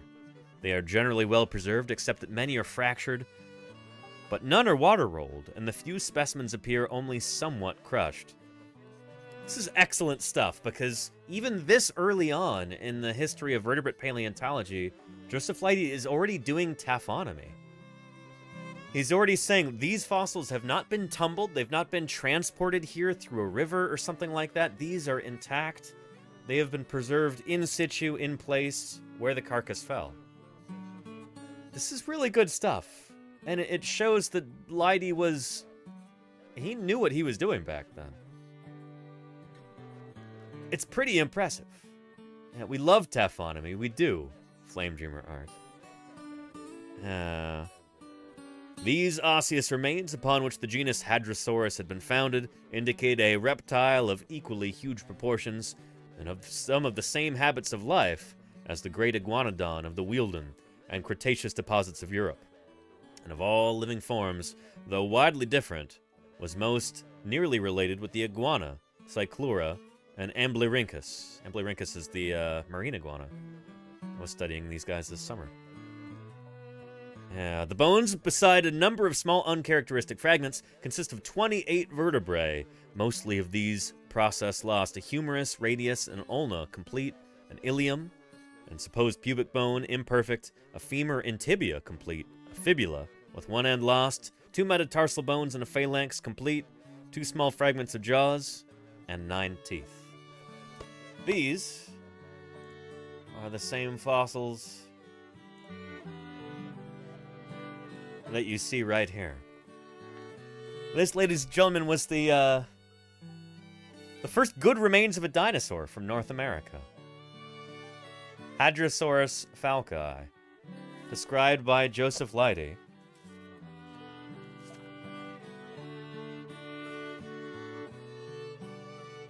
In the year 1865. Publication was called Cretaceous Reptiles of the United States. Pretty cool stuff. Mayor of Space says it shows what Marsh and Cope could have been doing if their egos hadn't gotten in the way. There you go, Mayor of Space. So, holy cow. Salute to Joseph Leidy for being a consummate scientist. If only he'd stayed in the field for longer. Think of the contributions he could have made. And happy birthday to him. 200 years ago, he was born. An obvious haircut says the thought of working back then, making those discoveries, breaking new ground, super awesome. That's the amazing thing, though, about Joseph Leidy, is that he wasn't just the father of American dinosaur paleontology. He's also considered to be the father of parasitology and of criminal forensic science, too. That's the crazy thing, is that Joseph Leidy lived at a time when, if you worked really hard, and if you were lucky and had the right resources and everything, you could be the founder of multiple branches of science, multiple disciplines. So let's talk a little bit about that.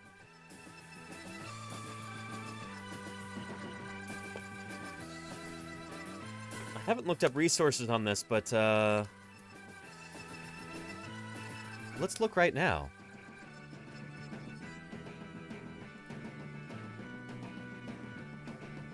Yeah, here in Britannica. Holy cow. Parasitology, comparative anatomy, and paleontology. I believe Joseph Leidy was also the first person to ever be able to solve a murder mystery through the use of science. So we'll talk about that too. Yeah.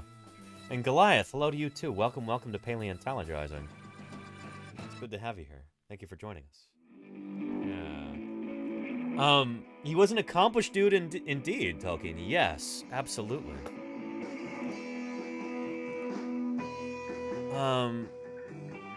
Yeah, here we go. Joseph Leidy, the founder of American parasitology. Holy cow. Let's download that paper. Yeah.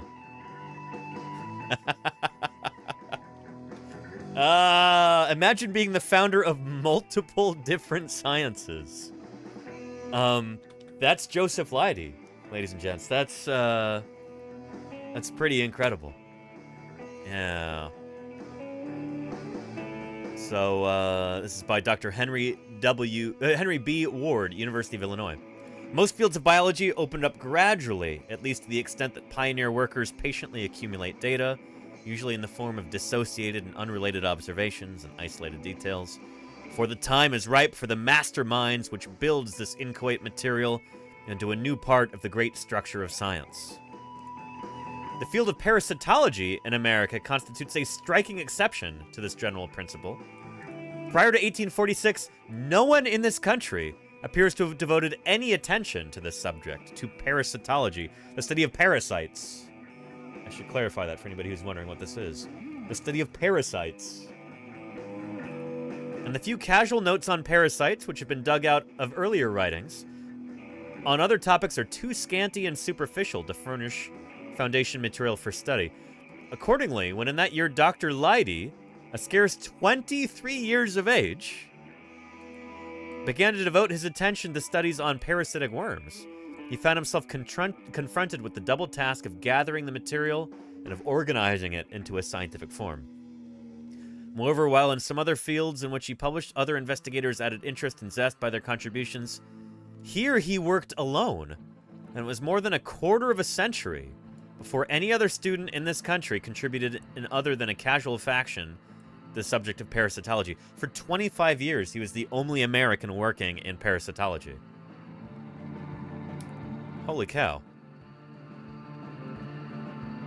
Yet the work he undertook was performed so thoroughly that the descriptions and interpretations he published within the decade of 1846 to 1856 sufficed not only to lay the foundations of American parasitology, but also yielded him recognition as an authority in that field everywhere, and contributed materially to the advancement of the subject in Europe, where it has been studied intensively for more than half a century.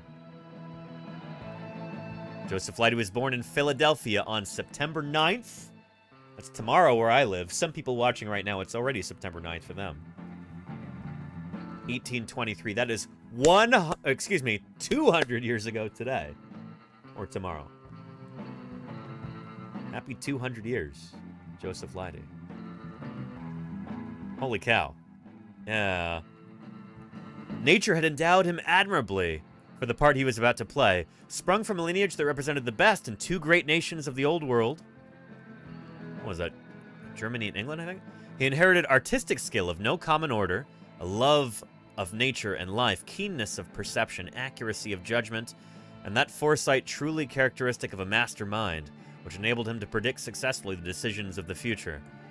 These conditions will stand out more clearly after a review of general history of his family and the special training of the man. I'll give you a link so you can read this if you're curious. Truly an astonishing guy, Joseph Leidy, and it's such a shame that he doesn't get enough recognition nowadays. He's often overshadowed by Marsh and Cope, those prima donnas. But Leidy himself was a genius, a Renaissance man. Never went to. Agreed. Yeah. Good stuff. Yeah.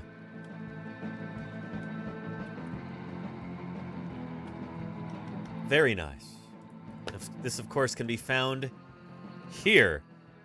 Free download Check out that paper if you're interested in the life and times of Joseph Leidy. The accomplishments of this guy. Pretty cool.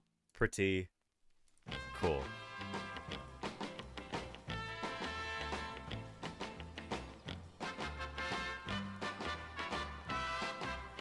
Really makes me want to read this book now. If you're interested in the life of Joseph Leidy, if that article is not enough for you, consider getting this book.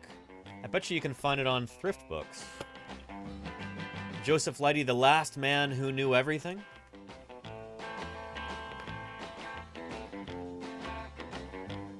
Who knew everything. I mean, he was something of a polymath, I suppose. Let me see if I can find it used for you.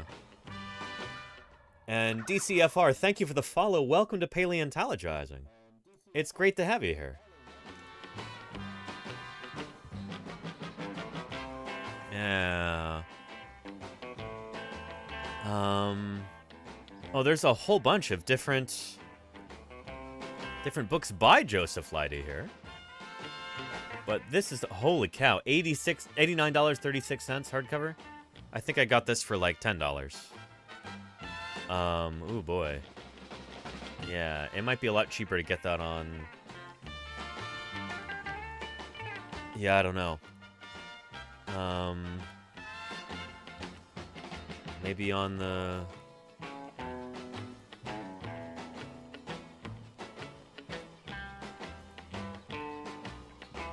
Oh, there you can go. You can get it for less than 14 bucks on Amazon right now. Or you can get it for less than $8 if you get it used. Not too shabby. Yeah. Anyway, usually thrift books is the cheapest one. But no. And Joseph Leidy's bibliography ranges to 553 publications. That's astonishing.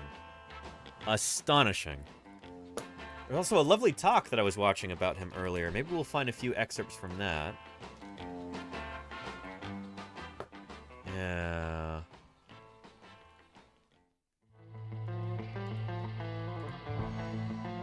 That's not it. We want it right.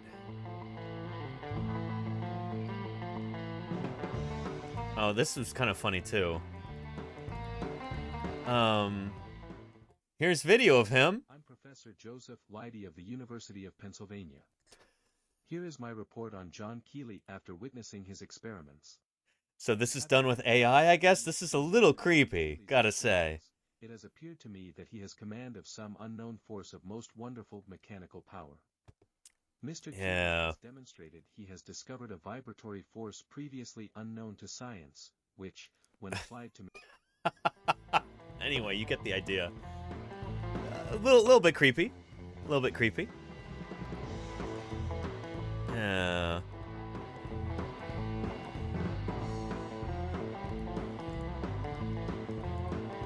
Here is the home of Joseph Leidy on Locust Street in Philadelphia.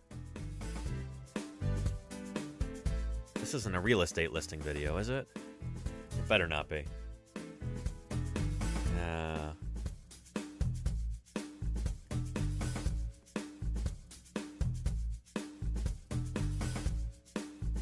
Oh, an interesting makeaway. I'm not familiar with the Keeley's machines.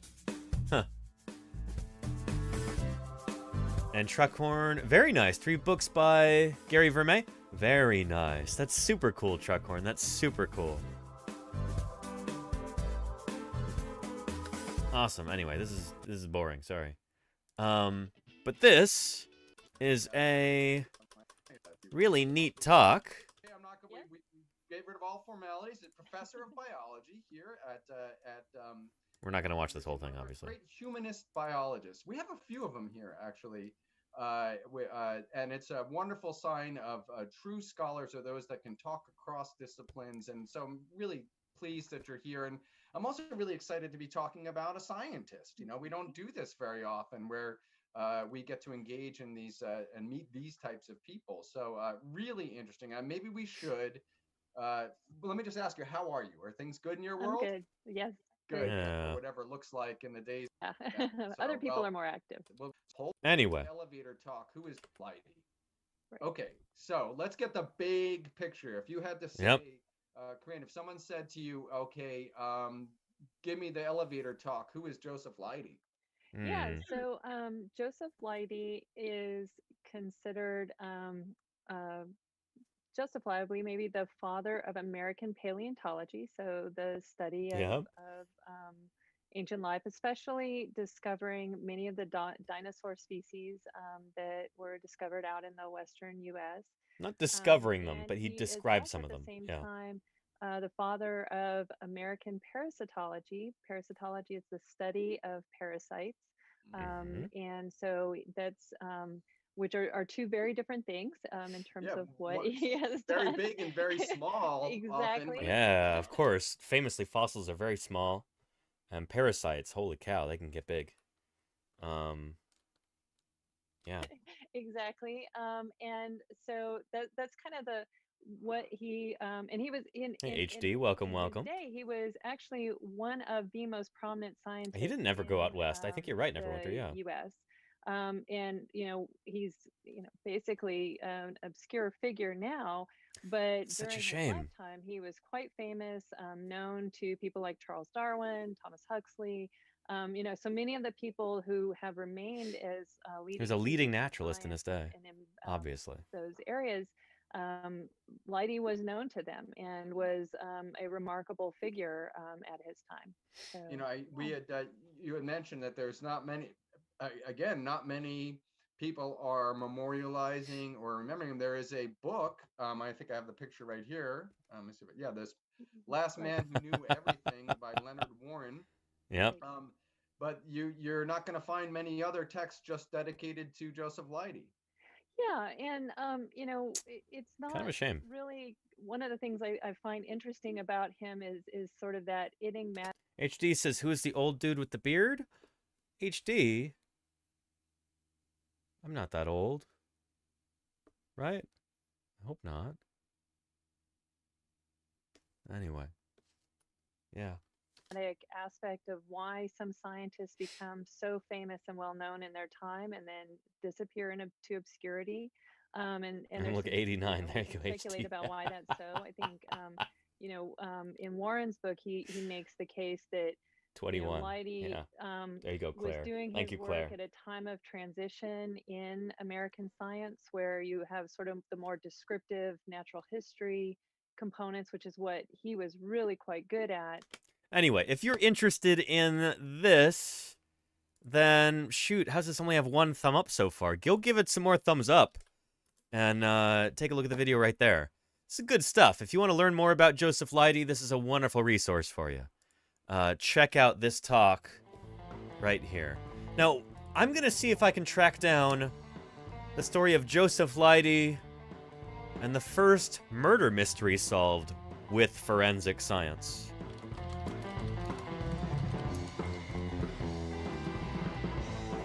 Yeah.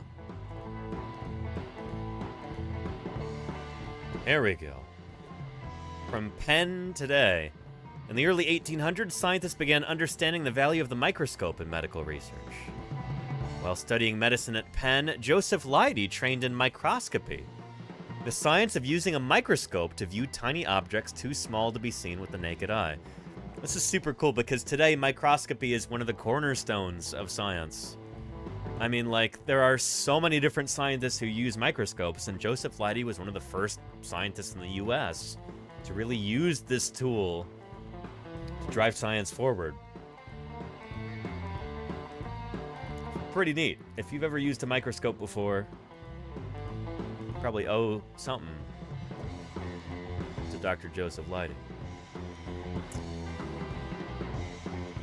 Yeah, after earning his medical degree from Penn in 1844, he practiced medicine for several years before pursuing his greatest love, medical investigative procedures. So I've read that Joseph LEIDY actually would get really nervous around patients to the point where sometimes, I don't know, he just had some, like, social anxiety. Maybe some people here in chat can relate to this right now. But when he would have patients in his office, he'd just get really nervous around them. You know, he was kind of anxious around other people sometimes. He wasn't the most social of people. People can make things awkward. Yeah, Claire, absolutely. You know, Truckhorn, Lenina, yeah. So it's kind of no wonder that he ended up abandoning his career in as a medical doctor and moving on to pure research. And Obvious Haircut says that makes sense. Look at what he went on to do instead.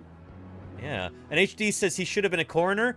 He was for a while, HD. He literally was. As I think we'll read here. Leidy devoted his career to the study of living organisms and revolutionized the medical profession through his research methods, medical discoveries, and teaching. In just the first few years of his career, he became known as the nation's foremost microscopist. Leidy's impressive production of papers resulted in more than 800 scientific articles published during his lifetime. Leidy is believed to have been the first person to help solve a murder mystery by using a microscope in forensic medicine. In 1846, he examined blood on the shirt of an accused murderer and determined that the blood was from a human and not the blood of a chicken, as the suspect had claimed. The suspect later confessed to the murder. He did this, as I recall, by looking at the cells from the blood under the microscope and realizing that they didn't have it was something to do with the nucleus in the cells, which would be different in mammal cells than it is in bird cells, like that of a chicken. Or I should say dinosaur cells, I suppose. Yeah. And through examinations of fossils on the West Coast, not on the West Coast, they're not from the West Coast, they were from the Western U.S., this part's wrong. He discovered many extinct species. Well, he didn't discover them, he named them. And before Charles Darwin published his theory of evolution and natural selection, Leidy had written about variations of species, and the disappearance of old species, and the appearance of new species. Leidy was an early supporter of Darwin's theory when it was published in 1859. He was ahead of his time there. Yeah. Leidy is credited with determining that the parasitic disease trichinosis was caused by eating raw or undercooked pork or wild game, and that cooking the meats longer would kill the parasites. Think about how many lives he saved with this discovery. Holy cow.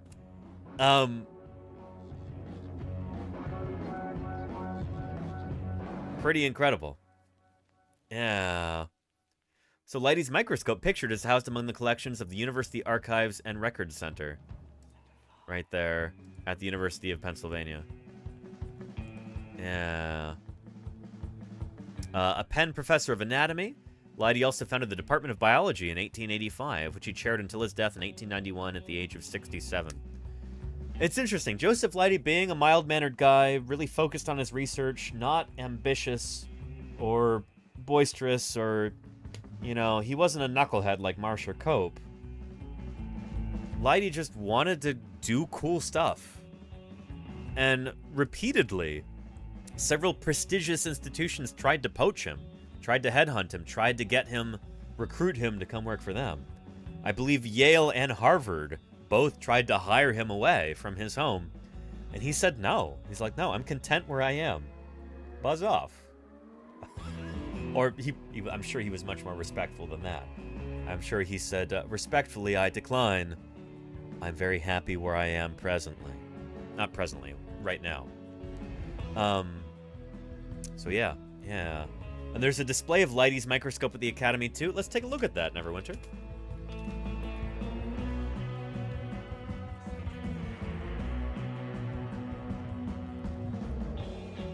Yeah, I spelled Philadelphia wrong? No, oh well.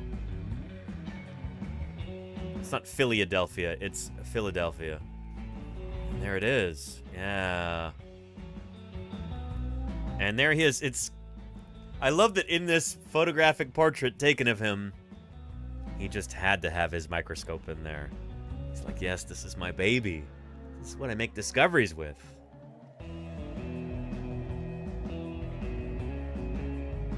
It's pretty cool. That is pretty cool. He was a Philadelphian. He may have chucked a battery. Is that a 30 Rock reference there, Neverwinter? Where did you get a snowball? Yeah.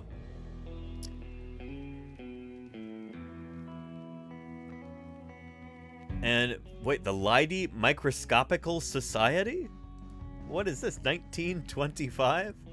That's crazy. What is this about?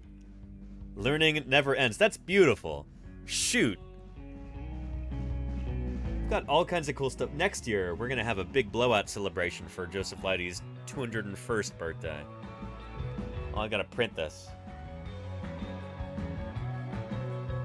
Maybe print myself a t-shirt before that, you know? Yeah. Good stuff.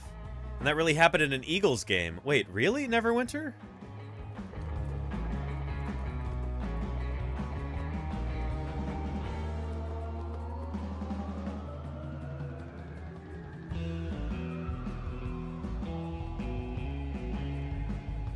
Do Philadelphia Eagles fans... No, shoot. Go away. Really throw batteries on the field? Legend has it they eat horse dung on the ground. Or is that Bostonians? It's probably both. I don't know. Yeah.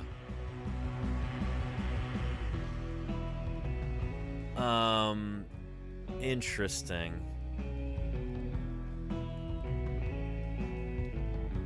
Yeah. Huh. Anyway.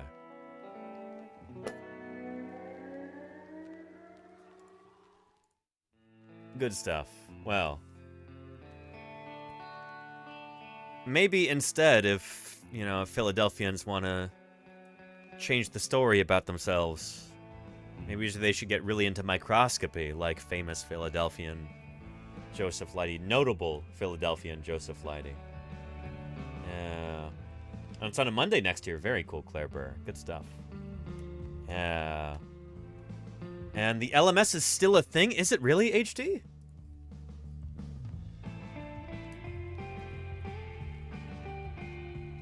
Leidy Microscopical Society, and they've even got a website. Well, well, well. Holy cow. Do they sell t-shirts? The Leidy Microscopical Society was organized in 1858 as part of the Biological and Microscopical section of the Academy of Natural Sciences in Philadelphia. A group of 27, including many medical doctors, met regularly to study the natural sciences through microscopy. In 1925, the group was reorganized as an independent entity under its present name. The name was chosen to honor Dr. Joseph M. Leidy, a founder and eminent member of the society. Micromounting originated in the Philadelphia area and is the main focus of the society. The society met at the Academy of Natural Sciences until January 1995, when it moved to its present location in the Northminster Presbyterian Church in Fairless Hills, Pennsylvania. Guests are always welcome to attend. Very cool. Very cool. Well, well, well. Instructional videos. The history of micro-mounting boxes. Well, well, well. Take a look at this. Well, thank you for joining me for this segment on micromounting. Today I'd like to talk about micromount boxes. And I thought we'd start with the most modern and hey, he's got a history. What's used today is the he's got one of these. His looks a lot cleaner than mine, though. Shoot. A P1 box. Ugh. This is a annotates from Brazil, and as you can see, the label goes all the way around. You want as much surface as you can to document as much as you can about the. This is super cool. I'm just learning more and more about the, you know, the legacy of Joseph Leidy. I did not expect to find all these things today. This is super, super cool. I should ask them if they want any t-shirts made. Because it doesn't look like they have t-shirts right now. Well, let's see. Leidy Microscopical Society t-shirt.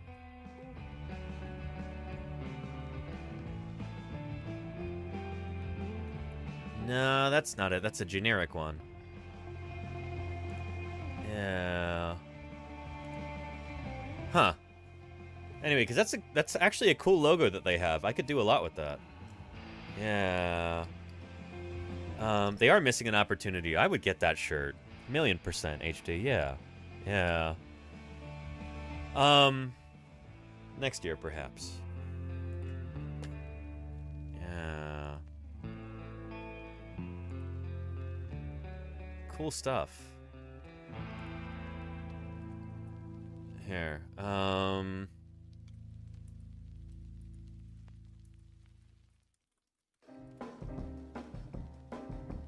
Yeah. Oh boy. I did a YouTube search for Joseph Leidy murder mystery forensics, and there's all kinds of true crime nonsense in here. Ugh. And coelacanths too, but that's just because it's me, you know? Yeah. So I guess there's not a video about that. It's kind of crazy that apparently the first ever murder mystery that was solved through forensic science. There's not, like, nobody's covered this in video form on YouTube. Like, that's legitimately interesting. And instead it's all about, I don't know. True crime, like, really bothers me. Something about it just feels really, like, gross and exploitative and, like, I don't know. I think it speaks to something very dark and kind of filthy about human impulses and what people find fascinating. Anyway. My train of thought. What was I thinking about? Oh yeah, we were just gonna look up Joseph Leidy on Wikipedia. Because I'm sure that will have a little account there. Yeah. Here we go. Let's see if we can find an account of that at least, because it's important stuff. Oh, the soap lady. That's an interesting incident too. Maybe we'll get into that.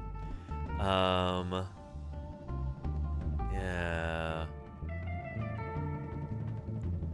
Forensic investigator. In 1846, Leidy became the first person ever to use a microscope to solve a murder mystery.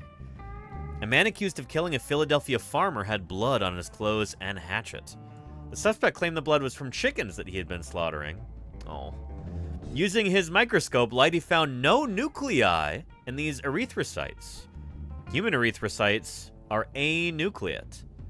Oh, that's the thing. So erythrocytes are red blood cells. So human red blood cells ain't got no nucleus inside. But those of a dinosaur like a chicken would. Suspect claimed the blood is from chickens. He'd been, yeah. Moreover, Leidy found that if he let chick erythrocytes remain outside the body for hours, they did not lose their nuclei. Thus, he concluded that the blood stains could not have been chicken blood. The suspect subsequently confessed. That is really interesting stuff. Yeah. Very cool. Leidy and his influence on medical science. Let's see if we can find this. Yeah, there we go. Excellent, and we can download it here. Beautiful. That is pretty cool, isn't it, Rila Rolo? That is pretty cool. Yeah.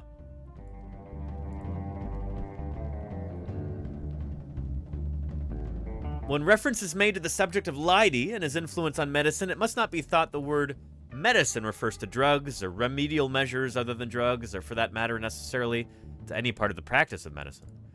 Subject is in reality his relationship to the science of medicine. In other words, investigations which, founded upon fact and accurate observation, enriched that science in the sense of knowledge.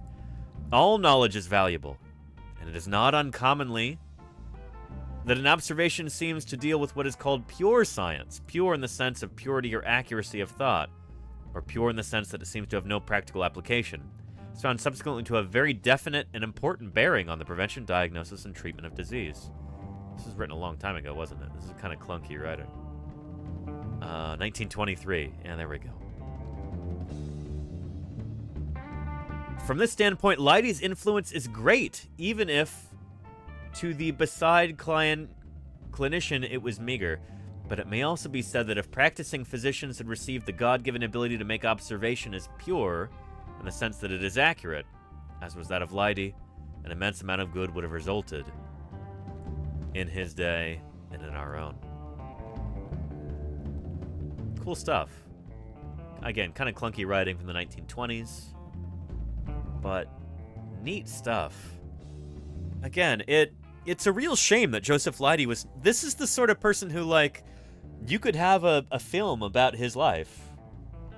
Like, there could be a biopic about Joseph Leidy. Maybe Nick Offerman plays Joseph Leidy. Could be a great movie. Yeah. Steely Dan says, I want to see a Columbo episode about this case. Yeah. Ah! Yeah. And Neverwinter says it's so rare these days for a scientist to be so broad in their expertise. Most scientists these days are ultra-specialized. And that's the thing, is that that's an ongoing trend, is increasing specialization among scientists. Because back at this time, I mean, shoot, the idea of evolution was brand new. The idea of extinction was, like, less than 50 years old at that time. Fossil science was in its very infancy.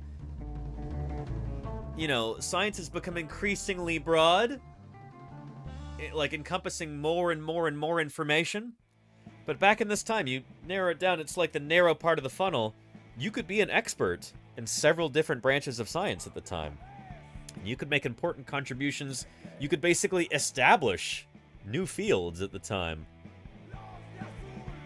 Today, there's just so much information out there that we're all kind of standing on the shoulders of giants, you know?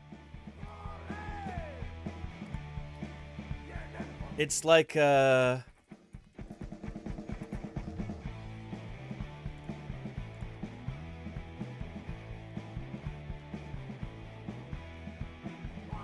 this not a thing? I'm trying to find an illustration of this, and it's...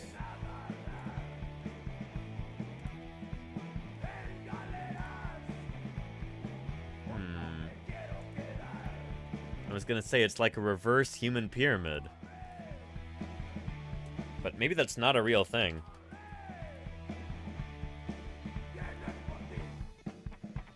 It's like at the very beginnings of a scientific discipline, you could be this guy. This is Joseph Leidy at the bottom. People are standing upon his shoulders, and then people are standing upon their shoulders.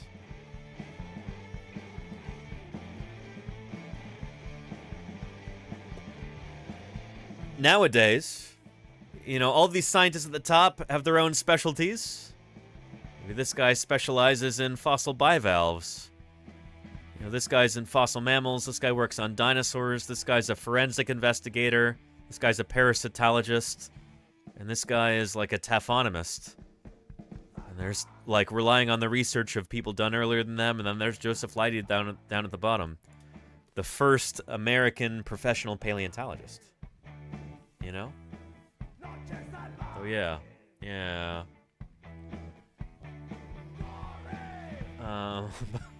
Barbidi coming to theaters near you. Yeah. Yeah, maybe when they make the Malibu Stacy movie, it'll come out at the same time as Joseph Leidy, the movie. And, yeah. It's like Oppenheimer and Barbie. And hey, Sigourney W., welcome back. It's good to see you. How are things? Good to have you here. Yeah. And science? Yes. Can a banana dial? Yes, indeed. Yeah. Malady. There you go. Malady. HD and HB, there you go. Yeah.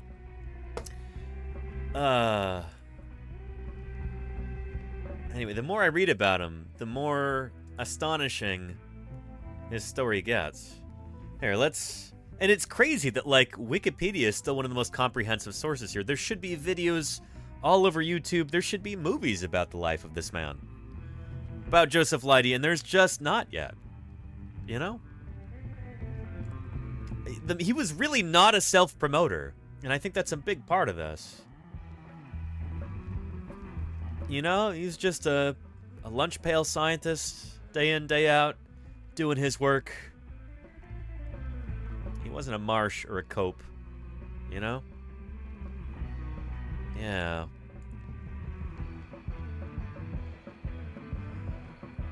Yeah.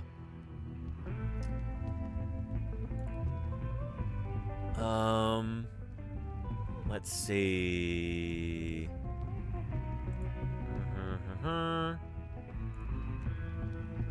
The soap lady, this is an interesting anecdote. In 1875, a woman's body was exhumed from a Philadelphia cemetery. Her body was encased in adipocere, a fatty substance that forms in warm, alkali environments without exposure to oxygen. Examining her, Leidy originally reported that she had died in the 1793 Philadelphia yellow fever epidemic. But x-rays taken in 1987 shown that she had buttons on her body that weren't produced until the 1830s. Similarly, the body didn't have teeth, so Leidy thought the woman had died in middle or old age. Oh, so this is something he was wrong about. Well, shoot. This is not the thing that I was thinking of. Yeah. Anyway, it's kind of crazy that this is such a short article. This man was such a mover and shaker. Yeah.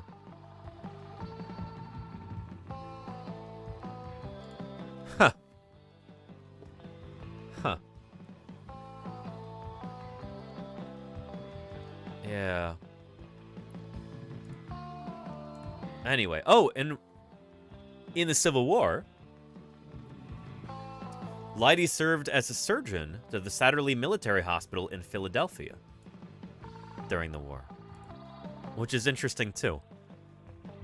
I mean, I guess in that sense you could call him a war hero, but, like, the good kind. You know? Saving people rather than killing them.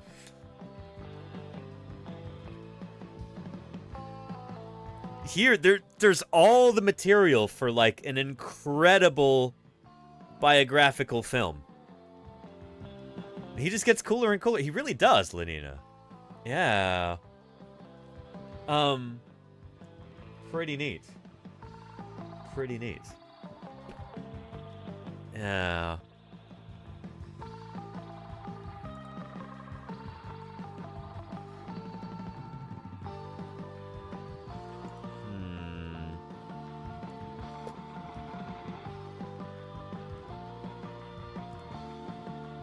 Yeah, let's find another. I'm, like, kind of shocked there are not more videos on the contributions of Joseph Leidy to fossil science, to parasitology.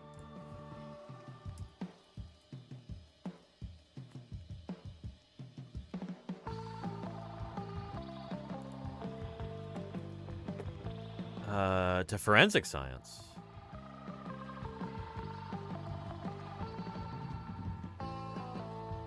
That's really kind of crazy.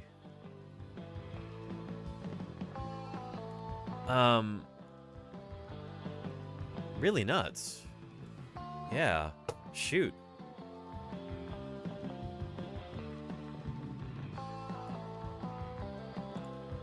Yeah, but... Anyway, let's get to the part where... Here. In this interview here, the scientist talks about Joseph Leidy and his discovery of trichinosis and discovery of its causes. And, you know, we talked about the trichinosis thing. He sees this connection between the natural world that he's observing and the medical world that he's... Right. You know, so how did this come just through observation? Yeah, he literally saw it in his breakfast ham. Cosmic I mean, Polymath. like, so We'll he watch that was one a little bit, he Claire. was Yeah. dressed as a man Yeah. to pick up I've the got it meat on the off list. table Thank you. and pick it apart to look for parasites. And you know, he discovered this and said, okay, maybe this is where this disease is coming from. Now, he just described it. He just described the parasite cyst in the ham, and that was the sum total of his contribution. But it's an important one because now the people who do want to follow through with understanding this life cycle of this parasite and the role that it plays in human disease have this basic fact that they can build on. But again, you know, this is the flip side of this, is that this is one of the criticisms of Leidy, is Huh. that, you know, he would do something like this and then not really follow through on it. It was kind of like, oh, there's this in my breakfast ham.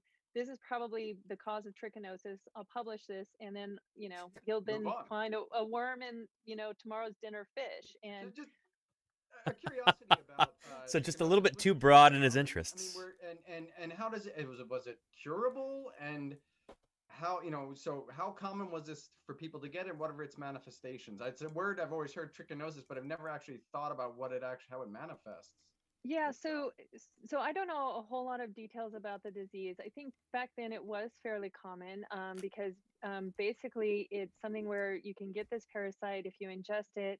The parasite then moves into muscle tissue, right? And Ugh. so it can cause Yowza. it can So let's look up what is trichinosis real quick. Let's find a video about that at least to give us a broader understanding here, because I'm not sure I even really understand it. Trichinosis. Here we go.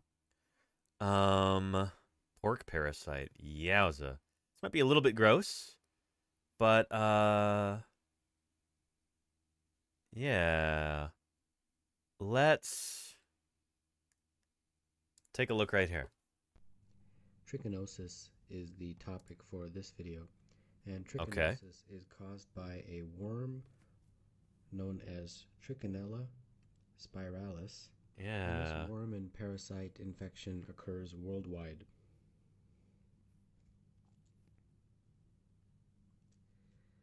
Now, why does this happen? How does a human get infected with this worm? Humans are infected with this parasite by eating raw or undercooked meat. Neverwinter says, my mom always told us to cook ham thoroughly or we'd get trichinosis.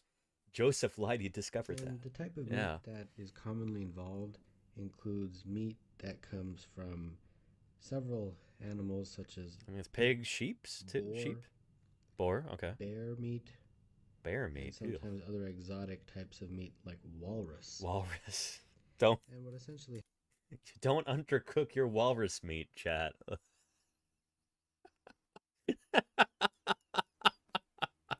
Oh boy. What happens is the larvae of this organism infect the human and eventually go into the skeletal muscle cells. Human meat also. Andy Hayes, I hope you don't know that from experience.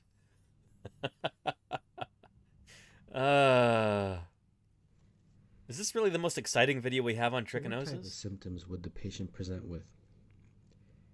Common symptoms include abnormal diarrhea. Fun. Okay. Muscle pain. In addition, the patient can also present with edema in the facial area or around the eyes. Okay. Interesting. Not interesting enough, though. Let's find a better video on trichinosis.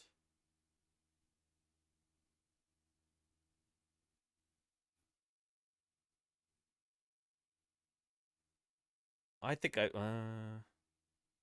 yeah, that's okay. I guess that's as good as we're gonna get here. Yeah. Here.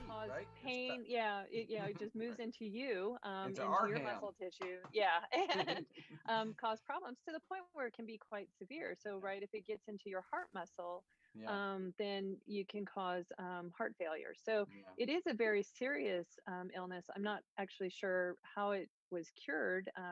Well, I will or say how it's this: cured we yet. have a wonderful Paul Bonici, who's does such great work here. Has also put up here some tips on how to cook pork down here in the chat. So thank you for that, Paul. It's very important for us. I'm glad I don't have to worry about You mentioned trichinosis. one other thing about Leidy was Because I don't really eat pork or walrus or bear or human or, you know, any kind of meat. So that's not something I have to worry about. But thank your lucky stars that Joseph Leidy figured this out when he did. I'm sure somebody else would have figured it out too, but it's cool that he figured it out when he did, that trichinosis is caused by undercooked pork or walrus or human. You know, that getting into the world of being a naturalist was a Most commercial pork is frozen. Interesting, Kennedy. upper Okay. class kind of thing. And I mentioned to you, I just want to go back. Oh, I'm going the wrong direction here. Sorry, everyone. This is from his collection here. Right. These are things he collected. This was very much of a gentleman's thing to do, but he did it out of his own sense of curiosity, and he found the time to do this. Obviously. That's right. That's right. And so, you know, so there's sort of two elements to the way in which Leidy did his natural history. There was his own exploration of the world, and especially as when he was young, he and his friend, his so there's actually a young man. He was a black man who helped at the Hatter shop, and there were some issues. Sorry, I'm digressing a little bit, but there were some issues in terms of threats of beating up some of these kids who were at these schools, and so Leidy's mom paid this boy to go out with Joseph out on their rambles. And so they actually would go out together and became fast friends, and were friends for the rest of their lives, of going out and just exploring, gathering natural history specimens, you know, whatever they were, whether it was botanical specimens, anything like that. Spider crab looks kind of like it, Kennedy. Yeah. That part of exploration was describing and just, you know, looking at the natural world. And he would, you know, he'd go to his fishmonger, and he was friends with his fishmonger, and he'd buy food Joseph for Leidy. the table and also look Got for along with everybody. parasites and specimens inside the food he was bringing home. That's pretty cool. That's pretty cool. Yeah. The museum, Edward Drinker Cope. Questions, dinosaurs, etc. Let's get to the part with Edward Drinker Cope right here, because yeah, here we go. The world looked very different from what we see today.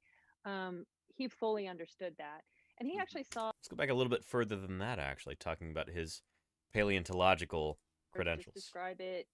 Bona fides. To science, and you know, that was not the future. And so, you know, whether or not the reason for the decline of the prominence of the Academy of Natural Sciences is related to that is potentially debatable. But, you know, the Academy of Natural Sciences used to be the premier, you know, scientific academy in American science, and that's not the case anymore. Well, you know, we sorry, we Philadelphia. Have to get to the important stuff. Okay. You know, if we don't dinosaurs. Yeah. The dinosaur in the room, then we're not doing our job here. Right. So I just took a little trip back to. This is probably I bet these species didn't even exist in the same time. Or no, this is like some AI generated nonsense. Oh, it's complete dog water. It's like, what's up with that ceratopsian frill, and it's got spikes on its back, and there's a like super generic sauropod, a melted stegosaur. Ugh. Dog water. Ugh. They're here with me now, so let's talk about dinosaurs. Yeah. How did this whole thing start? How does some AI garbage Joseph Leidy get involved in this? Well, so a lot of it has to do with, again, this other aspect of natural history study where people send you stuff to describe. And so Leidy started to receive fossil material as it was coming from out west, and also in different parts of the east, where especially So given the Drexel his, University, that's both his natural history, interesting, Neverwinter, you know, huh? just really intuitive sense of natural history, but comparative anatomy. This is Laura Dern of Jurassic Park. Digging up dinosaurs is hard, frustrating work. It takes months or years, so leave it to the professionals. 7nav, thank you for the follow and welcome to Paleontologizing. It's good to have you here. Let me know if you've got any questions. It's good to have you here. Holy cow. Here. Let's continue. Which is a really valuable way of being able to understand what something looks like based on, you know, a handful of bones. They sent him he started to receive this fossil material to describe and understand how does it all fit together and piece together. And so he really became the go-to person when you have weird things turn up, so to speak. You know, send them to LEIDY and he can figure out what it is. That's so cool. That imagine being that person where, you know, if somebody in the tri-state area finds a weird, cool thing, they're like, shoot, I should send it to you because you're the expert on that. And everyone knows that you're the expert on weird things that people find. That's who he was. That's super cool. Super cool. Imagine being that person. And he had a good friend at the Smithsonian who was sort of also a source to ensure that he received this material to describe. A few things to be clear, so we can't get into too much more detail with the amount of time we have, but he believed in evolution. Oh, absolutely. And so he already has taken a crack at some of the theology that was holding science back.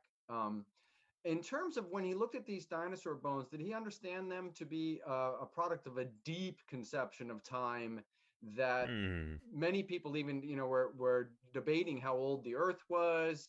We didn't have radiocarbon to know these Jersey things. Devil. Yeah, there you go, Kennedy. Yeah. Situate this in a sense of time.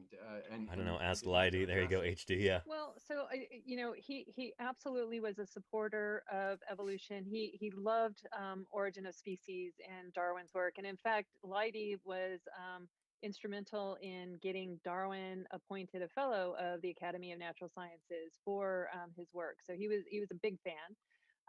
And, you know, it was not only just struggling with deep time, but even... Ice Craig says every time you're drinking water, you're drinking recycled dinosaur urine. I mean, kind of, it is true that water has been recycled since the time of the dinosaurs, since before the dinosaurs.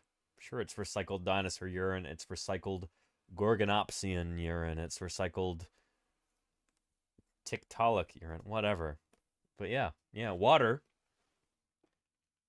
is one of those things that's it's just been constantly recycled throughout the history of life on Earth. So that is true. Welcome, Ice Craig.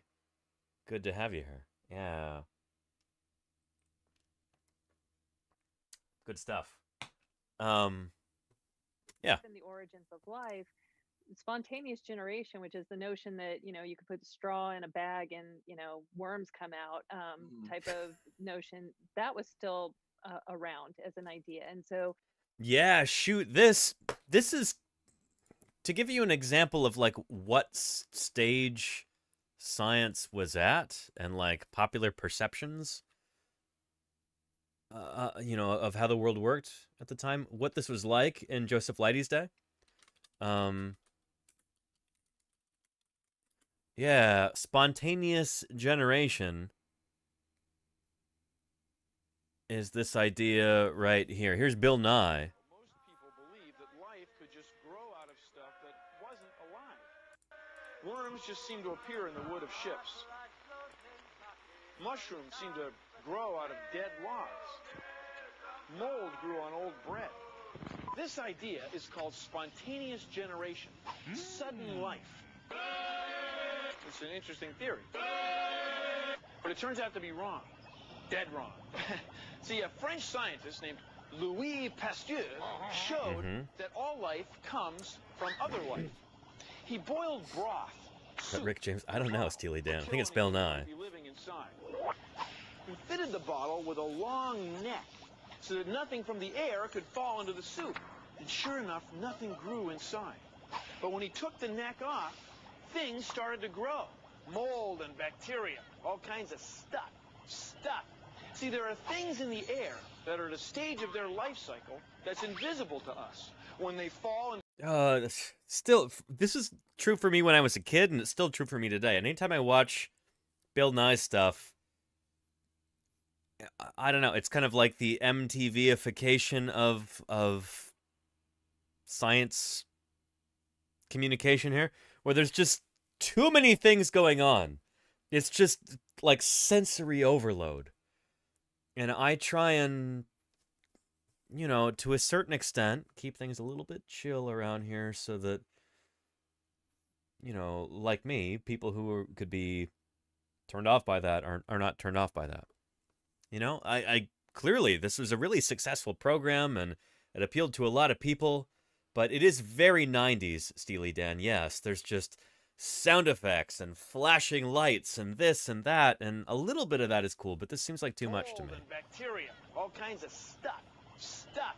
See, there are things in the air that are at a stage of their life cycle that's invisible to us. When they fall into soup See or what I mean? a piece of fruit or on a piece of old bread, they can grow big enough for us to see. All life from life. Omne vivum e vivo, we used to say. What? Yeah, this is true for you and me and mold on your breath. I know what you're thinking. You think it'd be really funny if I took a bite of this moldy bread. I'm not going to do it, because there's living things there. You see what I mean? Yeah.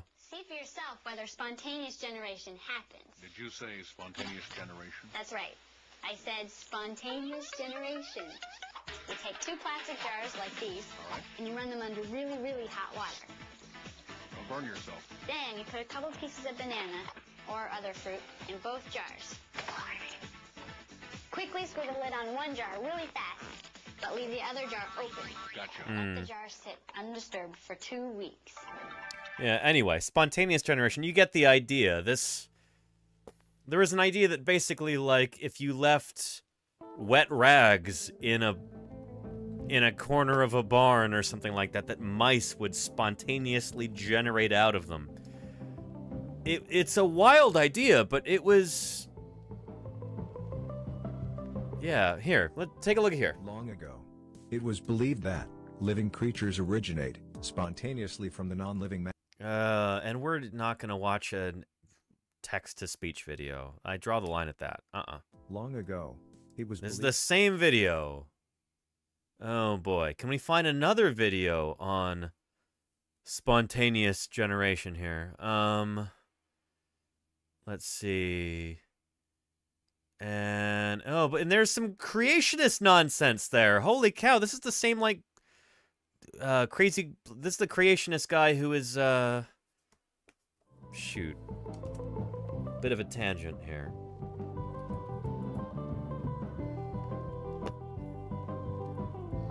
But we talk about, you know, Twitter's slow, agonizing death here, and this is part of it. There's that same charlatan right there, Stephen C. Meyer, creationist ads promoted on Facebook, you know? Or Facebook, excuse me, Twitter. Yeah, I just saw this today. Twitter's got ads for creationist propaganda now. It's one thing to have, you know, videos on YouTube. But yeah, I don't know. This stuff seems to be on the march again, unfortunately. One of the most esteemed minds of our generation, Joe Rogan, has recently had creationists like this guy on his broadcast. So, yeah, anyway, it seems like creationist influence is once again growing. It's unfortunate stuff, and that's honestly one of the reasons why I'm here doing what I do. Trying to do good science outreach. You know, to help defend against this nonsense, you know? So yeah. And Miss Yvette says, faith is so strong. It's not, this isn't about faith. It's just straight up wrong, you know? It's like believing in leprechauns or something like that and saying, oh yeah, well the Bible definitely demonstrates that leprechauns are... It's like, no, it doesn't. Likewise about intelligent design. These people are just straight up wrong about science and about theology. They're wrong about everything, you know? It's nothing to do with faith. At least, not in the true sense, you know? Lol. Yeah. Good. I'm glad you agree. Anyway, a serious dearth of good videos on this. It's a little disappointing. We could try this. Is this gonna be any good? 100,000 views. Let's try this. Yeah.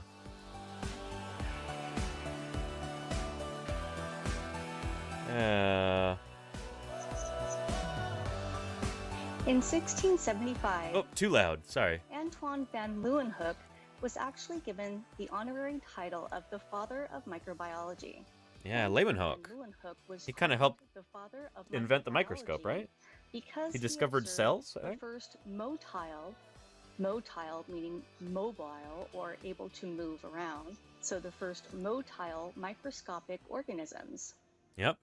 He called these organisms animalcules. Animalcules. He gathered these animalcules from a drop of pond water that he had collected. Anyway, yeah.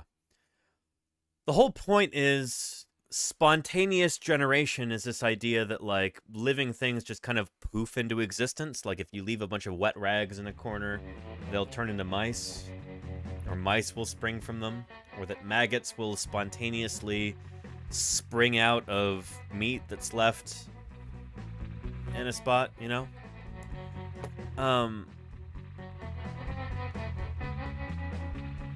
One more try.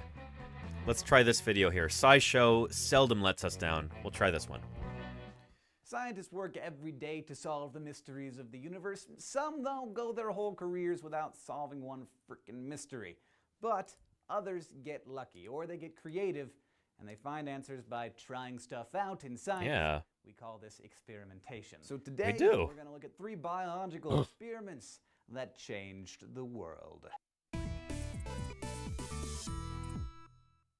Number 1, the Swan Neck Flask Experiment. This is the one we're looking for. Louis Pasteur Yeah. set out to prove that living things did not spontaneously come into existence. They had to come from some other living thing. Now that seems like a no-brainer to us, but at the time, most people believed in spontaneous generation. And this is even during the time of Joseph Leidy. Like, this is the world that he was born into. That's the whole reason why we're watching this in the first place, is to try and give you some sense of, you know, some background information here. This is the kind of world that Joseph Leidy did his work in. The idea that some kind of vital principle in the air caused life to just arise out of nothing. Pasteur was interested in the newly discovered There you go, life form HD, yeah. bacteria, and another scientist, Lazzaro Spallanzani, had just proven that bacteria could be killed by being Spallanzani. boiled, and if sealed from the air in a container, would not grow back. Regardless of Spallanzani's finding, though, critics argued that boiling just killed the vital principle in the air inside the container. So Pasteur invented an apparatus that he called the Swan Neck Flask. Very He designed cool. it so that a sterile liquid could be exposed to the air, but no outside particles like dust or bacteria could get past the curve in the flask's neck. He filled the flask with broth, boiled it, and let it sit. Even though it was exposed to the air, the broth never became contaminated with bacteria, proving that air itself had no vital principle. As a result, the theory of spontaneous generation, enemy of science, was dead once and for all. Number 2, the Very cool. Okay. Blender experiment. Will it blend? Well, you'll have to find that out on your own. Let's go back to Joseph Leidy here. That, you know, you could put straw in a bag and, you know, worms come out type of notion. That was still around as an idea. And so, you know, he rejected the idea of spontaneous generation. Yep. It was ridiculous. So, you know, he understood that, you know, in the same way that Darwin did, coming from the work by Lyell and geologists who understood that, you know, time was much was deep. That there are forms of life that have gone extinct, and that the world looked very different from what we see today. Truckhorn says, I had a coworker who didn't know that the time of dawn and dusk changed throughout the year. People will just not know things for as long as possible. I mean, that's why we need better science education. This stuff is really important. You know? We're living in a world that is increasingly under the thumb of science and technology. And so many people in our world are completely ignorant of these things. And often that's kind of intentional, you know? Like, there was a thing recently... The world looks like a half-plucked turkey and walks like a pot-bellied bear. Thank you, Undisclosed Space Frog, for those 18 months of support. I appreciate that more than you know. Thank you, thank you. Yeah. Let's see.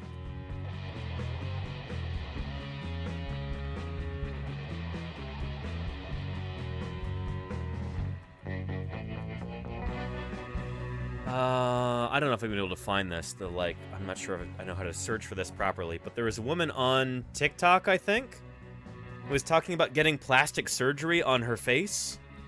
And it was like, she's like, oh yeah, you know, when I have kids, I want them to be really pretty. That's why I'm getting plastic surgery right now.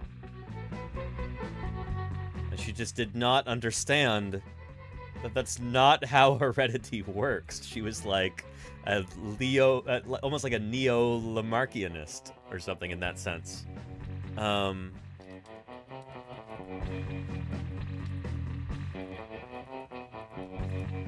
Yeah.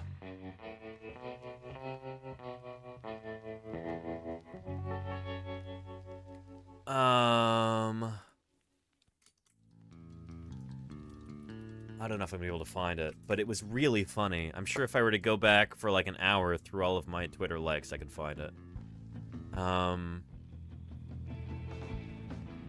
But yeah.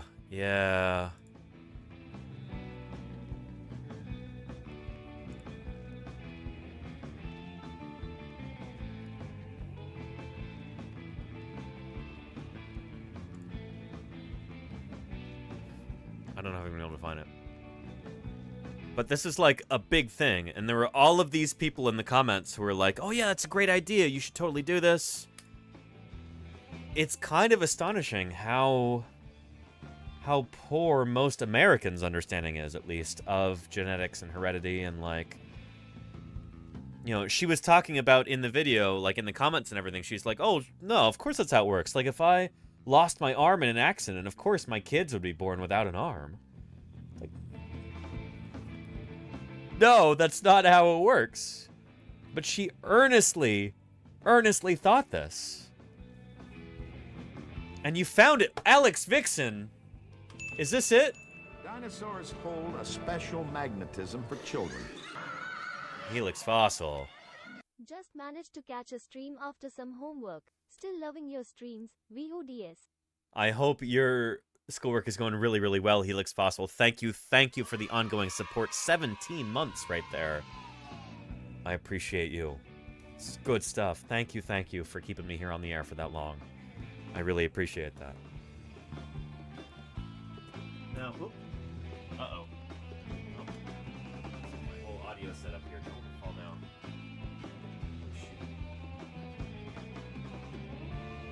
And, oh, it's not working. Shoot! Come on. Gosh darn it. I can't hear anything now.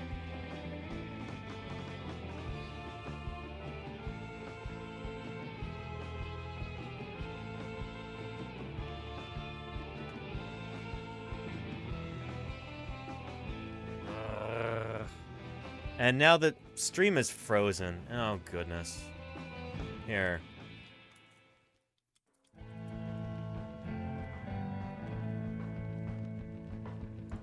Back, right?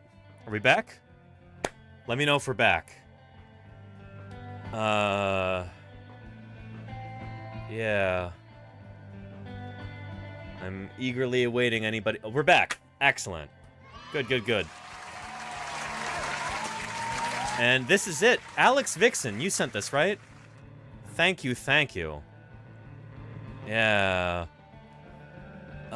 Steely Dan says, am I so afraid to click that link now? The lady was so ignorant, it crashed the stream. That wasn't it. It was something else, I promise. Let's not get superstitious now. Here we go. Again, not here to make fun of this person necessarily. But let this be a warning or a... Oh, goodness. What is this terrible video format? This is awful. I'm having a nose job so my kids can have nice noses. Yeah, that's not how any of this works. Runs in the family. TikToker claims she got plastic surgery so her kids would inherit her new nose. And everyone's saying the same thing. A woman has been mercilessly mocked online after saying that she got plastic surgery so that her future kids will inherit her nice new nose. It might be a little bit fair to make fun of her for this because she's got the money and the time and everything else to get plastic surgery? To get a new nose? And she, like... This is a level of ignorance where you might as well believe that, like, you know, the sun just hides at night from you. Or something like that, you know, rather than understanding that the Earth rotates and that's why we lose sight of the sun for roughly half the day every day. Fiore Simonello, 19, was keen to show off the results after going under the knife for rhinoplasty procedure that she claims to have done for the benefit of any offspring she may have. Yeah. The influencer from Argentina, and this is the thing. These are the people who have influence over our society. Not to be all, oh, we live in a society, or anything, but, you know, this is why science communication is so necessary. She smiles while debuting her reconstructed nose for her 162,100 followers. That's not even that many, is it? I'm a nobody, and I've got 13,000 followers on Twitch. All that remain bound by bandages. For Fiore, they hilariously captioned the video of me getting a rhinoplasty so that my children are born with a nice nose. Yeah. Another sarcastically joked, I dyed my hair blonde so that my children will also be blonde. I mean, that's the thing, is that...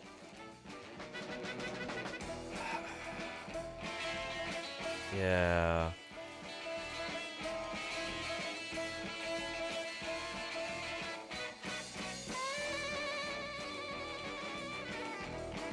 The sun is, once again, kind of missing the point here. Heredity is extremely important to understand, and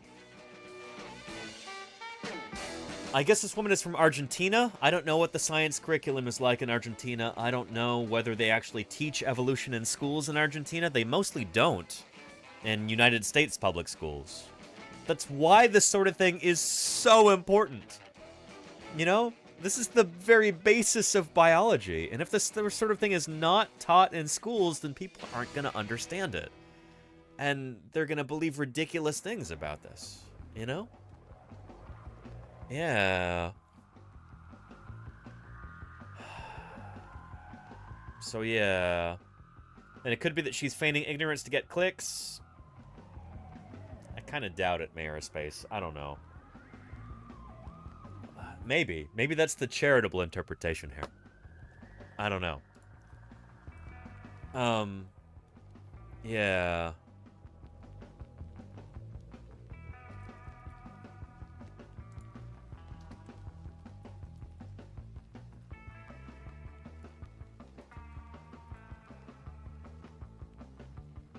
But,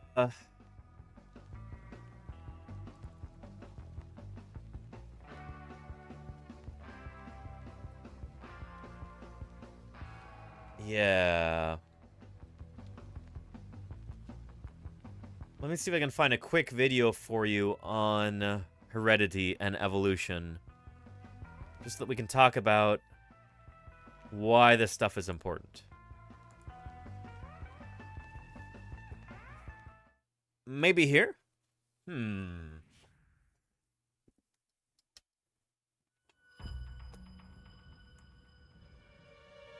Hey, girl in the machine. Are there some cardboard cowboy emotes right there? Holy moly, welcome to Paleontologizing. And, here.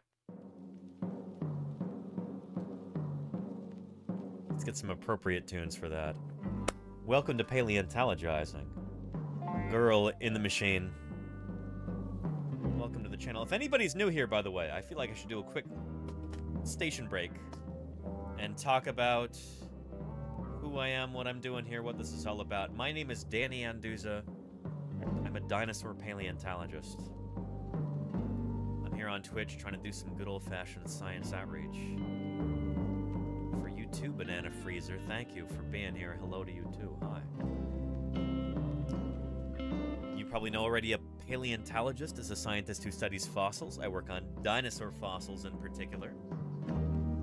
I don't have a lot of genuine dinosaur fossils here in my office because those things generally, It belongs in a museum! They belong in a museum, obviously. But I do a lot of 3D printing of dinosaur fossils, like the Scelidosaurus skull that's currently printing. And that's where all of these came from as well. 3D printed. Including our gigantic Allosaurus skull here.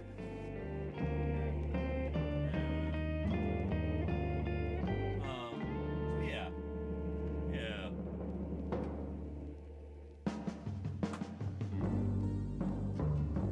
Anyway, it's good to have you here. And,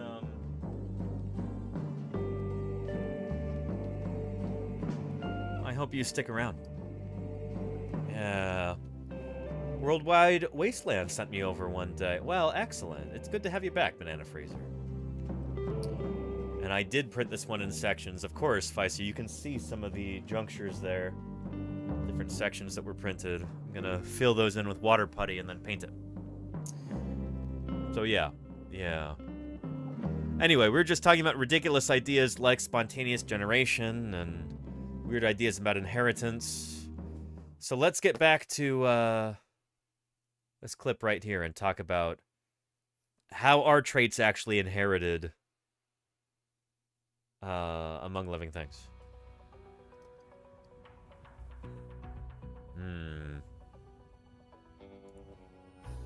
Across the American Southwest, golden deserts dotted by cacti and brush stretch for miles. Yet here in New Mexico's Valley of Fire, the landscape changes dramatically. And Feisty, yes, one time Patches of life black originated, rock but interrupt after that, not any longer. remnants of volcanic eruptions that occurred about 1,000 years ago. The eruption spewed a river of lava more than 40 miles long across the desert. As the molten rock cooled, it darkened, leaving any creature dependent upon camouflage in serious trouble. Uh-oh.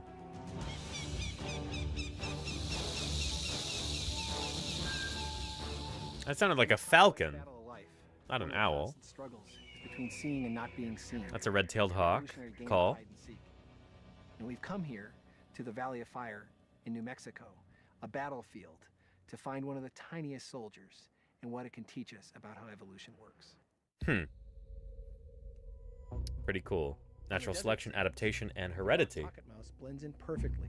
It's light Look at that little colored mouse. fur, concealing it from predators. But on dark lava, the same fur makes the mouse stand out, attracting the many creatures that see it as food. And Helix Fossil?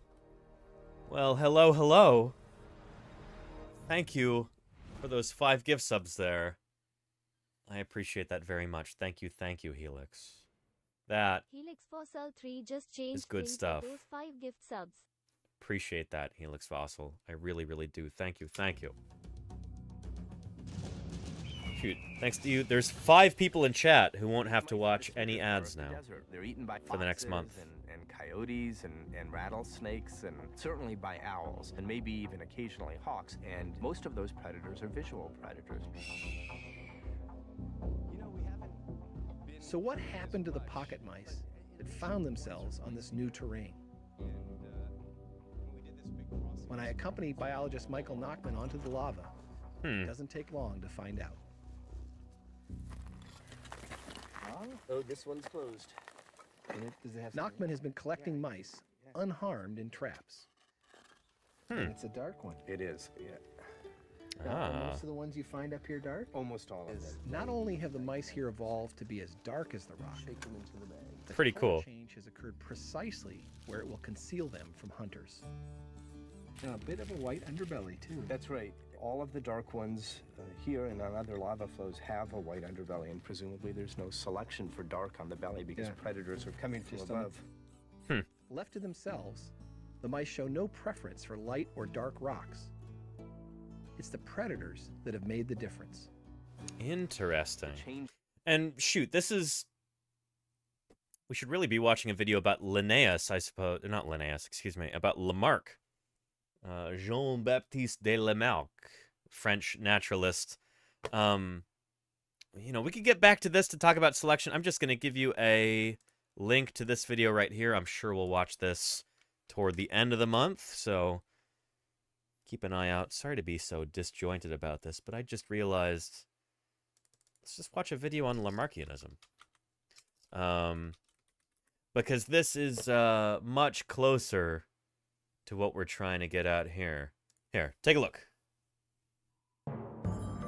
Yeah. So would getting a nose job, getting your nose all cut up, affect the noses of your offspring? People have heard of evolution and natural selection, No. but it hasn't always been this way. In the early 19th century, scientists were still very much in the dark as to how living things evolved. Yep. While the idea of evolution had been around for a while, the phenomenon went What unnamed. about Mendel and Pease? We could, Sculpin, yeah. Yeah. Until Jean-Baptiste Lamarck had an idea. Lamarck, a zoologist, noted that animals seemed very well suited to their environments and suspected that throughout their lifetimes, animals improved themselves. For example, a giraffe's long neck was thought to be the result of the animal's continual stretching in order to reach food that was higher and higher from the ground. So this is kind of like the TikTok lady going, hey, if I have my nose surgery, then my children will be born with pretty noses too. Their noses will also be cut up as if by a surgeon. That's not how it works, though. Lamarck thought that's how it worked. Lamarck also thought that these changes caused by the animal's struggle to survive were passed on to the next generation, which then continued. And I'm not sure about that, Sculpin. I've never heard that story before. In other words, a new baby giraffe would have a longer neck as a result of its parents stretching for their food. Steely Dan says, I love how this stream accurately represents what happens when you go off on various tangents, learning about something new. Oh, yeah. Yeah. So what do you think, chat? If a giraffe is constantly stretching like that, does that mean that its babies will be born with longer necks? Well, no, obviously. Before looking into another theory of evolution, a little test for you. According to Lamarck's idea, what would happen if two animals that had spent their lives using their right limbs far more than their left limbs had offspring? If you said something similar to their offspring would have had overdeveloped set of right limbs, you're right. Around 2 years after Lamarck's death, a young Charles Darwin set off on a voyage that would change his life and science forever. Prior to setting sail on the HMS Beagle, Darwin had spent some time studying under some of Lamarck's contemporaries, and thus had... And Finboy says, why is the giraffe thing the only example of Lamarckian evolution? A good question, Finboy. It wasn't actually an example that Lamarck used. Lamarck himself talked about a blacksmith. He's like, well, if a blacksmith, working in his shop, hammering on this anvil all day, he's going to develop, big beefy arms. That means his children will also have big beefy arms as a result of that, because he's working on his arms, and his children will be born with beefy arms as a result. That was the example that he used. I don't think he ever actually talked about giraffes. I don't know how the giraffe became like the emblem of Lamarckianism. Yeah, Yeah, it's a good question. I'm not totally sure. Yeah. Anyway, welcome, Finboy. Had an understanding of Lamarck's theories on inheritance. What he found on his voyage, however, did not seem to fit with Lamarck. One of the most remarkable Tapir animals that have ever existed, and certainly one of the most famous, is a dinosaur. Tapir 2342. Thank you for the 2 months of support, Tapir. I really appreciate that. Thank you, thank you. Instead, Darwin developed his own idea of descent with modification. The key difference here is that in Darwin's idea, the traits of the parents were passed on without being modified by the life of the parent. Yep. What Darwin realized was the importance of the fact in any population of living organisms there already exists variation in any given characteristic. Yep. As a result, he argued nature would favor or select the fittest variants. This is kind of confusing. This is natural selection. I mean, the idea, we're talking about Lamarckianism here, and Lamarckianism is the idea that you can change your body and then those changes are inherited by your offspring. So say you have an unfortunate avocado cutting incident, and you're trying to cut open an avocado, and you give yourself an extreme case of avocado hand. Just hand is gone. You've cut it off. No more hand. Lamarck would say, oh yeah, well that means your offspring, you know, they won't have a left hand. It'll be gone. Any children that you have in the next generation, no left hands, because you lost your left hand in life. That's the idea there, and that's essentially what the TikTok lady also thought there. That's kind of the idea that that we're discussing here. Does that make sense? Yeah. And Space Frog says, pretty sure my offspring, if we're to have any, would not inherit my tattoos. No, Lamarck would say, oh, they would definitely have, they'd be born with your tattoos. Yeah. Yeah. Yeah.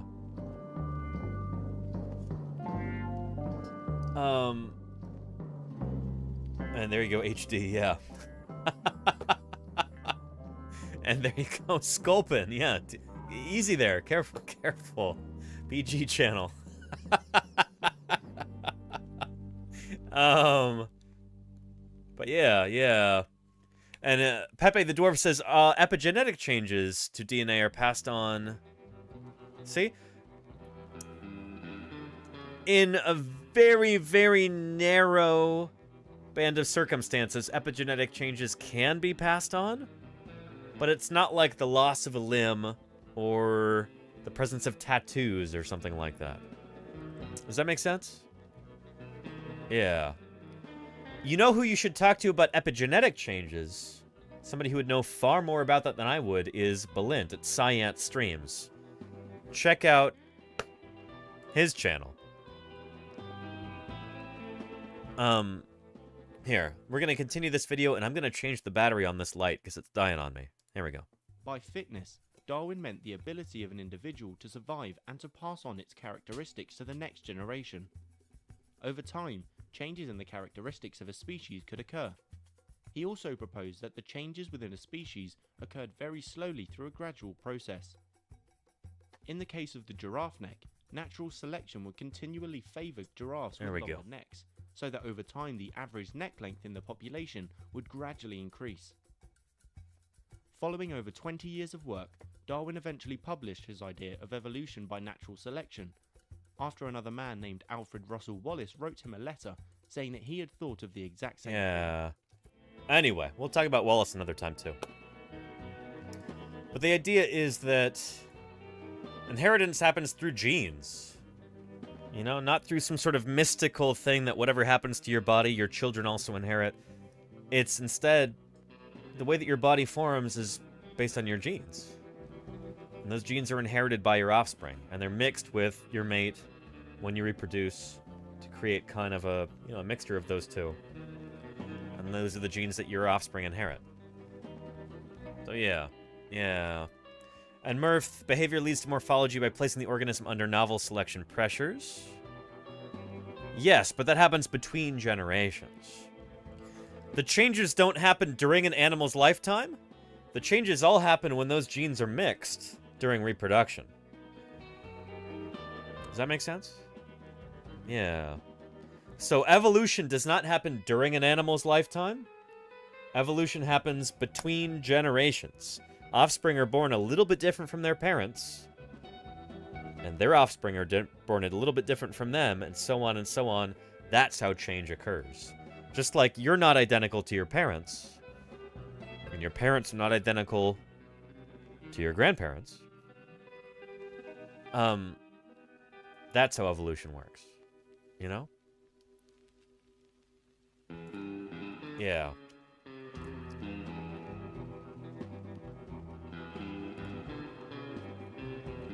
So with this case here, yeah, oh boy.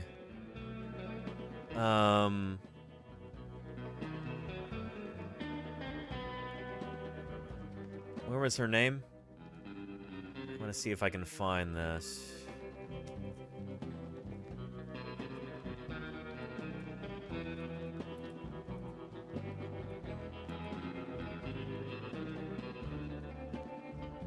Yeah.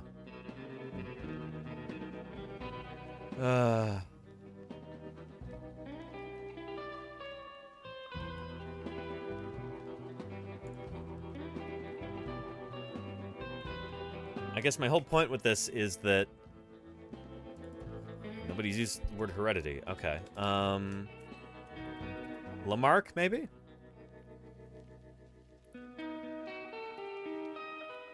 Must include Lamarck. There we go.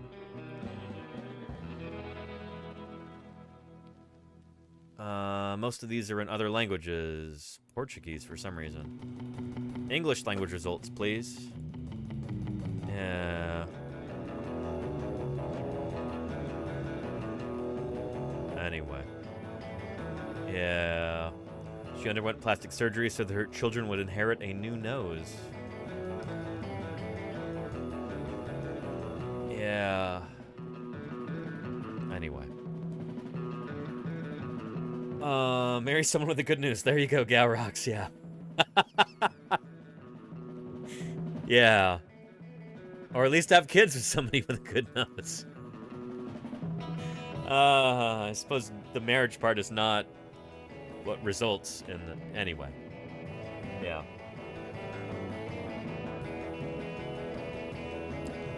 If you're curious about what we're talking about, if you just waltzed in, here's a link to that. Yeah. So anyway, apparently there are probably still people in the world who would be accepting of the idea of spontaneous generation, which is something that Joseph Leidy railed against in his own day, back in the 1860s. And he actually saw, you know, in terms of the religious connotations, the one time people know he got mad was when he was accused of being an atheist. He was, you know, he was not an atheist. Yeah. But he also had no problem with understanding. He was a very progressive thinker, very scientific, but also that evolution happens, and you know, he wasn't sure. Not afraid of religion either. Yeah. Yes, he recognized that element of I don't know. Not everything in dinosaur studies is peaceful. I'm going to ask you what this means. Dinosaur war. What are we talking about? Dinosaur wars. Yeah. So And it was the deviated septum that was being repaired. Is that right, HD? I didn't catch that part. I guess that was misreported. Marsh from the Yale Interesting. Peabody Museum.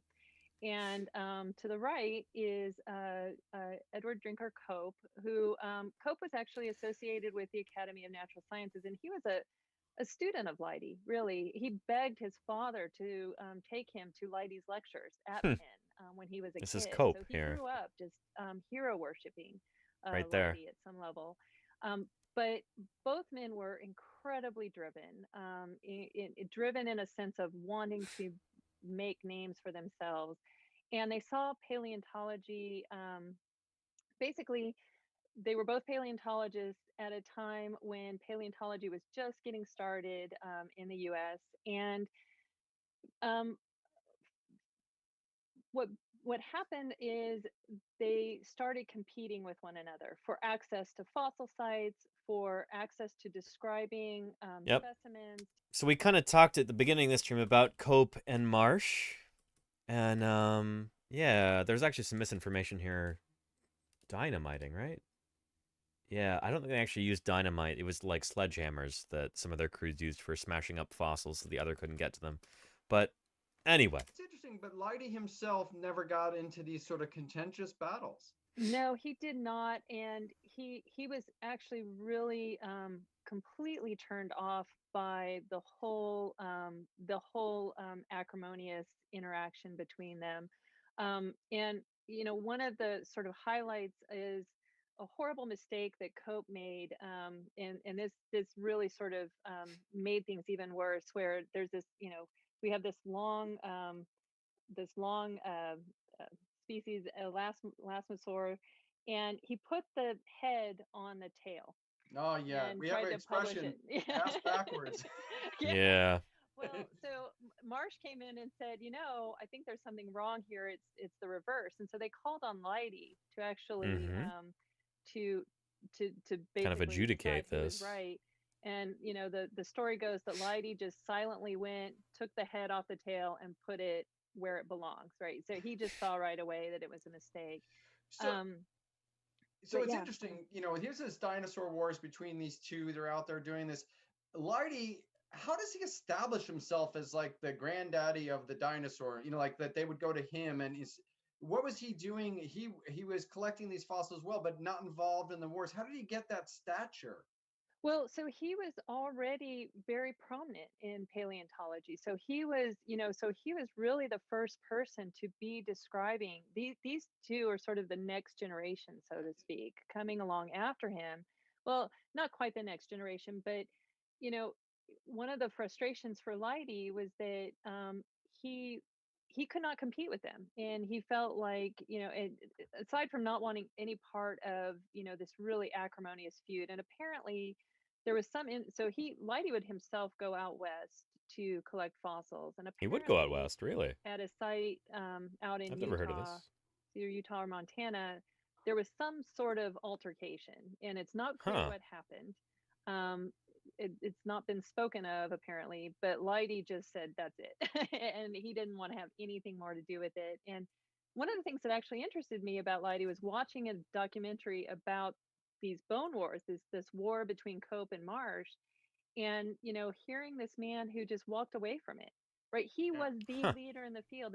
He was the expert, and these two people came along and spoiled it for him, and his response was to walk away, and he just, you know, to go back to his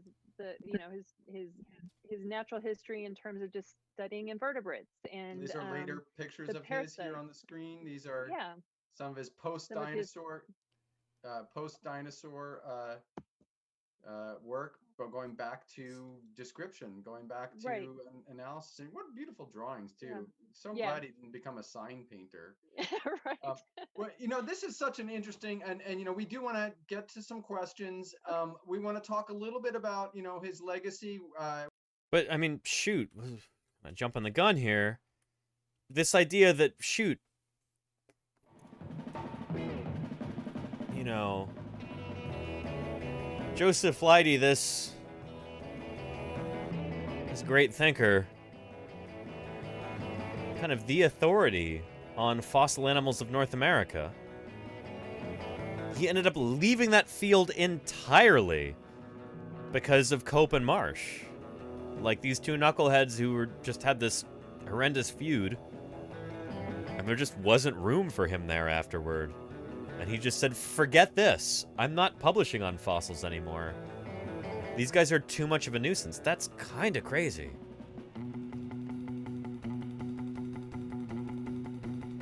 Oh, yeah. Really wild. Really, really wild.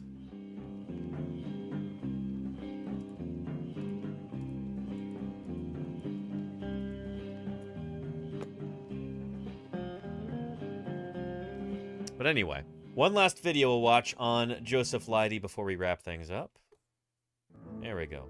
Leidy is quintessential. So this is like, I guess, kind of clipped together from different documentaries and stuff like this. There's precious little material on Joseph Leidy. And, but this is some of it right here. Fell in love with Joseph Leidy, those of us on the team, because he was such a gracious fellow, so smart, so focused on his work, so generous with his time. You know, William Parker Folk was an amateur. He was a Philadelphia lawyer. William Parker Folk was the one who had helped dig up or saw to the excavation of Hadrosaurus to try and, you know, bring this to the attention of science. He was a, oh yeah. You know, William Parker Folk was an amateur. He was a Philadelphia lawyer who liked to hunt for fossils, and he heard about these bones, and he realized that, wow, this might be something related to things that I'd heard about at lectures at the Academy. And he spent his summer vacation digging holes all around Haddonfield until he found these things, and then wrote to Leidy. And again, Leidy, the professional, pretty much the head of paleontology in this country, stopped what he was doing, went out to Haddonfield, dug up the bones, worked side by side with this amateur paleontologist until they got everything out. And the actual rooms and atmosphere of the Victorian era and the colorful characters involved in those. Sorry, it's a little choppy, the editing here. Events. That's in this there video. Is, for instance, a section of the workshop-like office of Dr. Joseph Leidy. He documented and recognized the stunning significance of the 1858 Haddonfield fossil bone find. With Dr. Joseph Leidy here at the Academy. Probably the only person in North America at the time earlier, didn't we? Who was able to receive nice them recap and here. Understand what they were and their scientific value. That's pretty cool that, like, when the first dinosaur fossils were discovered on the East Coast, there was one man on the continent who could have actually identified them and studied them, and we're really lucky that those bones found their way to Joseph Leidy. That's pretty astonishing. Colleagues were appalled. Joseph Leidy most of all. He could see that paleontology was moving beyond the reach of gentlemen naturalists. Staying in the game would require deep pockets, institutional support, and a willingness to compete with the likes of Cope and Marsh. Leidy is quintessentially that figure of the old natural history. He's bound by a different set of scientific ethics. He realizes that these two guys are playing a very different sort of game, operating in very different kinds of ways. I just don't think he has the stomach for it. Edward. And Cope, of course, is one of those people who would kind of forever change things here. Drinker Cope had already made a name for himself with the discovery of the second known American dinosaur skeleton, a creature he named Leylops. A self-taught prodigy, he'd been captivated by science since childhood. Cope took a great interest in natural history, and at a very young age, he gained admission to the Academy of Natural Sciences, which was not open to the public in those days. And he would make drawings of ichthyosaurs and plesiosaurs from the time that he was 9 years old. He was a brilliant fellow. Cope haunted the Academy through his teens, learning anatomy, organizing collections of fish and snakes, developing a passion for fossils. Like his mentor, Joseph Leidy, the discoverer of Hadrosaurus and America's first paleontologist. Not discoverer, but describer. Following in the footsteps of Benjamin Franklin and Thomas Jefferson. Men deeply devoted to understanding the natural world. None of them have what we would regard as a credential or advanced training. They have no PhDs because American colleges are not granting. And yes, Neverwinter and Steely Dan. That is Dotson. Peter Dotson here. Yes. Peter Dotson. Right there. Yeah. Following in the footsteps of Benjamin Franklin and Thomas Jefferson. Men deeply devoted to understanding the natural world. None of them have what we would regard as a credential or advanced training. They have no PhDs because American colleges are not granting PhDs. Cope is part of that older gentleman's world. Cope was thriving too. The death of his father left him with a sizable inheritance. Now he could finance his own fossil hunting expeditions and compete with Marsh head to head. Oh boy. And this is that whole thing that basically forced Joseph Leidy out of the game. 1976, leaving his wife and young daughter behind in Philadelphia, Cope set out for the desolate bone fields of Montana, just weeks after Custer's defeat at Little Bighorn. Oh, boy. Yeah. Anyway.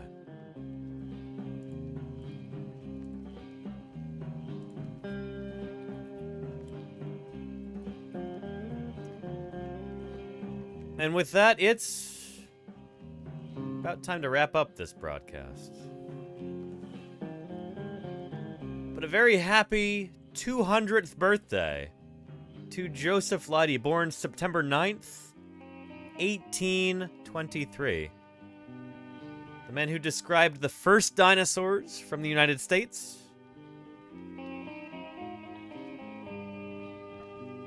Often heralded as the, well, sometimes heralded as the father of American paleontology.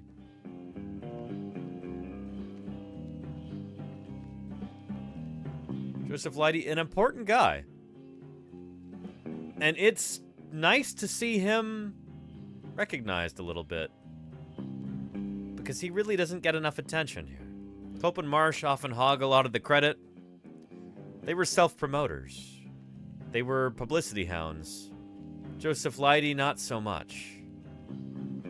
So a big paleontologizing salute to Joseph Leidy. A happy posthumous birthday. There you go, Valiant Cheese.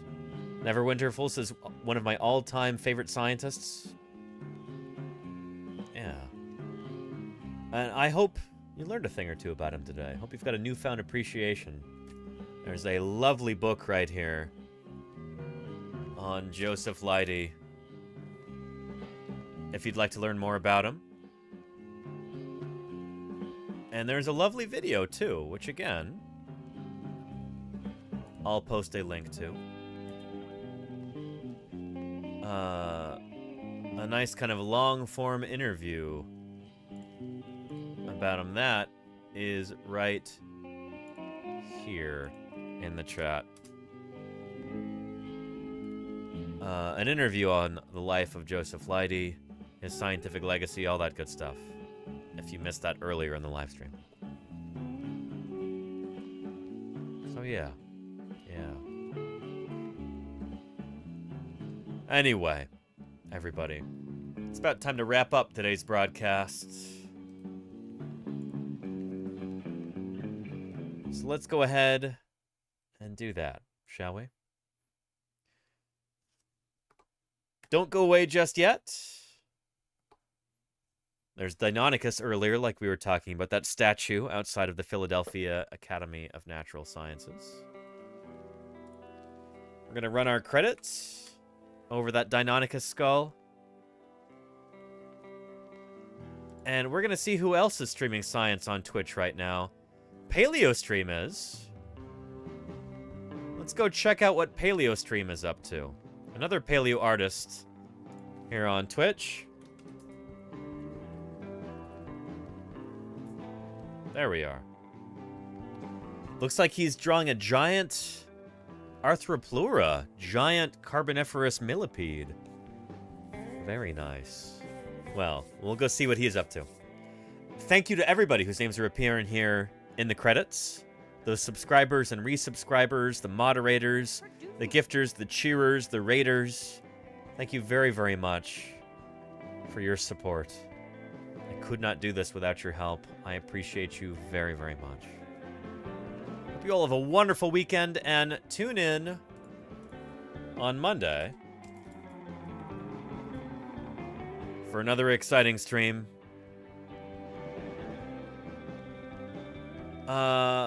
Yeah, on Monday the 11th, we're going to be talking a little bit about the film The Last Dinosaur from 1977 and covering a brand new genus and species of dinosaur from Japan. Very appropriate. The Last Dinosaur, a Japanese film. New species and genus of dinosaur just described today. I restrained myself. We didn't talk about that at all. We'll talk about it on Monday. Brand new dinosaur from Japan. And everybody, you take care of yourselves. Have a great weekend. Thank you again. I'll see you on Monday. Take care.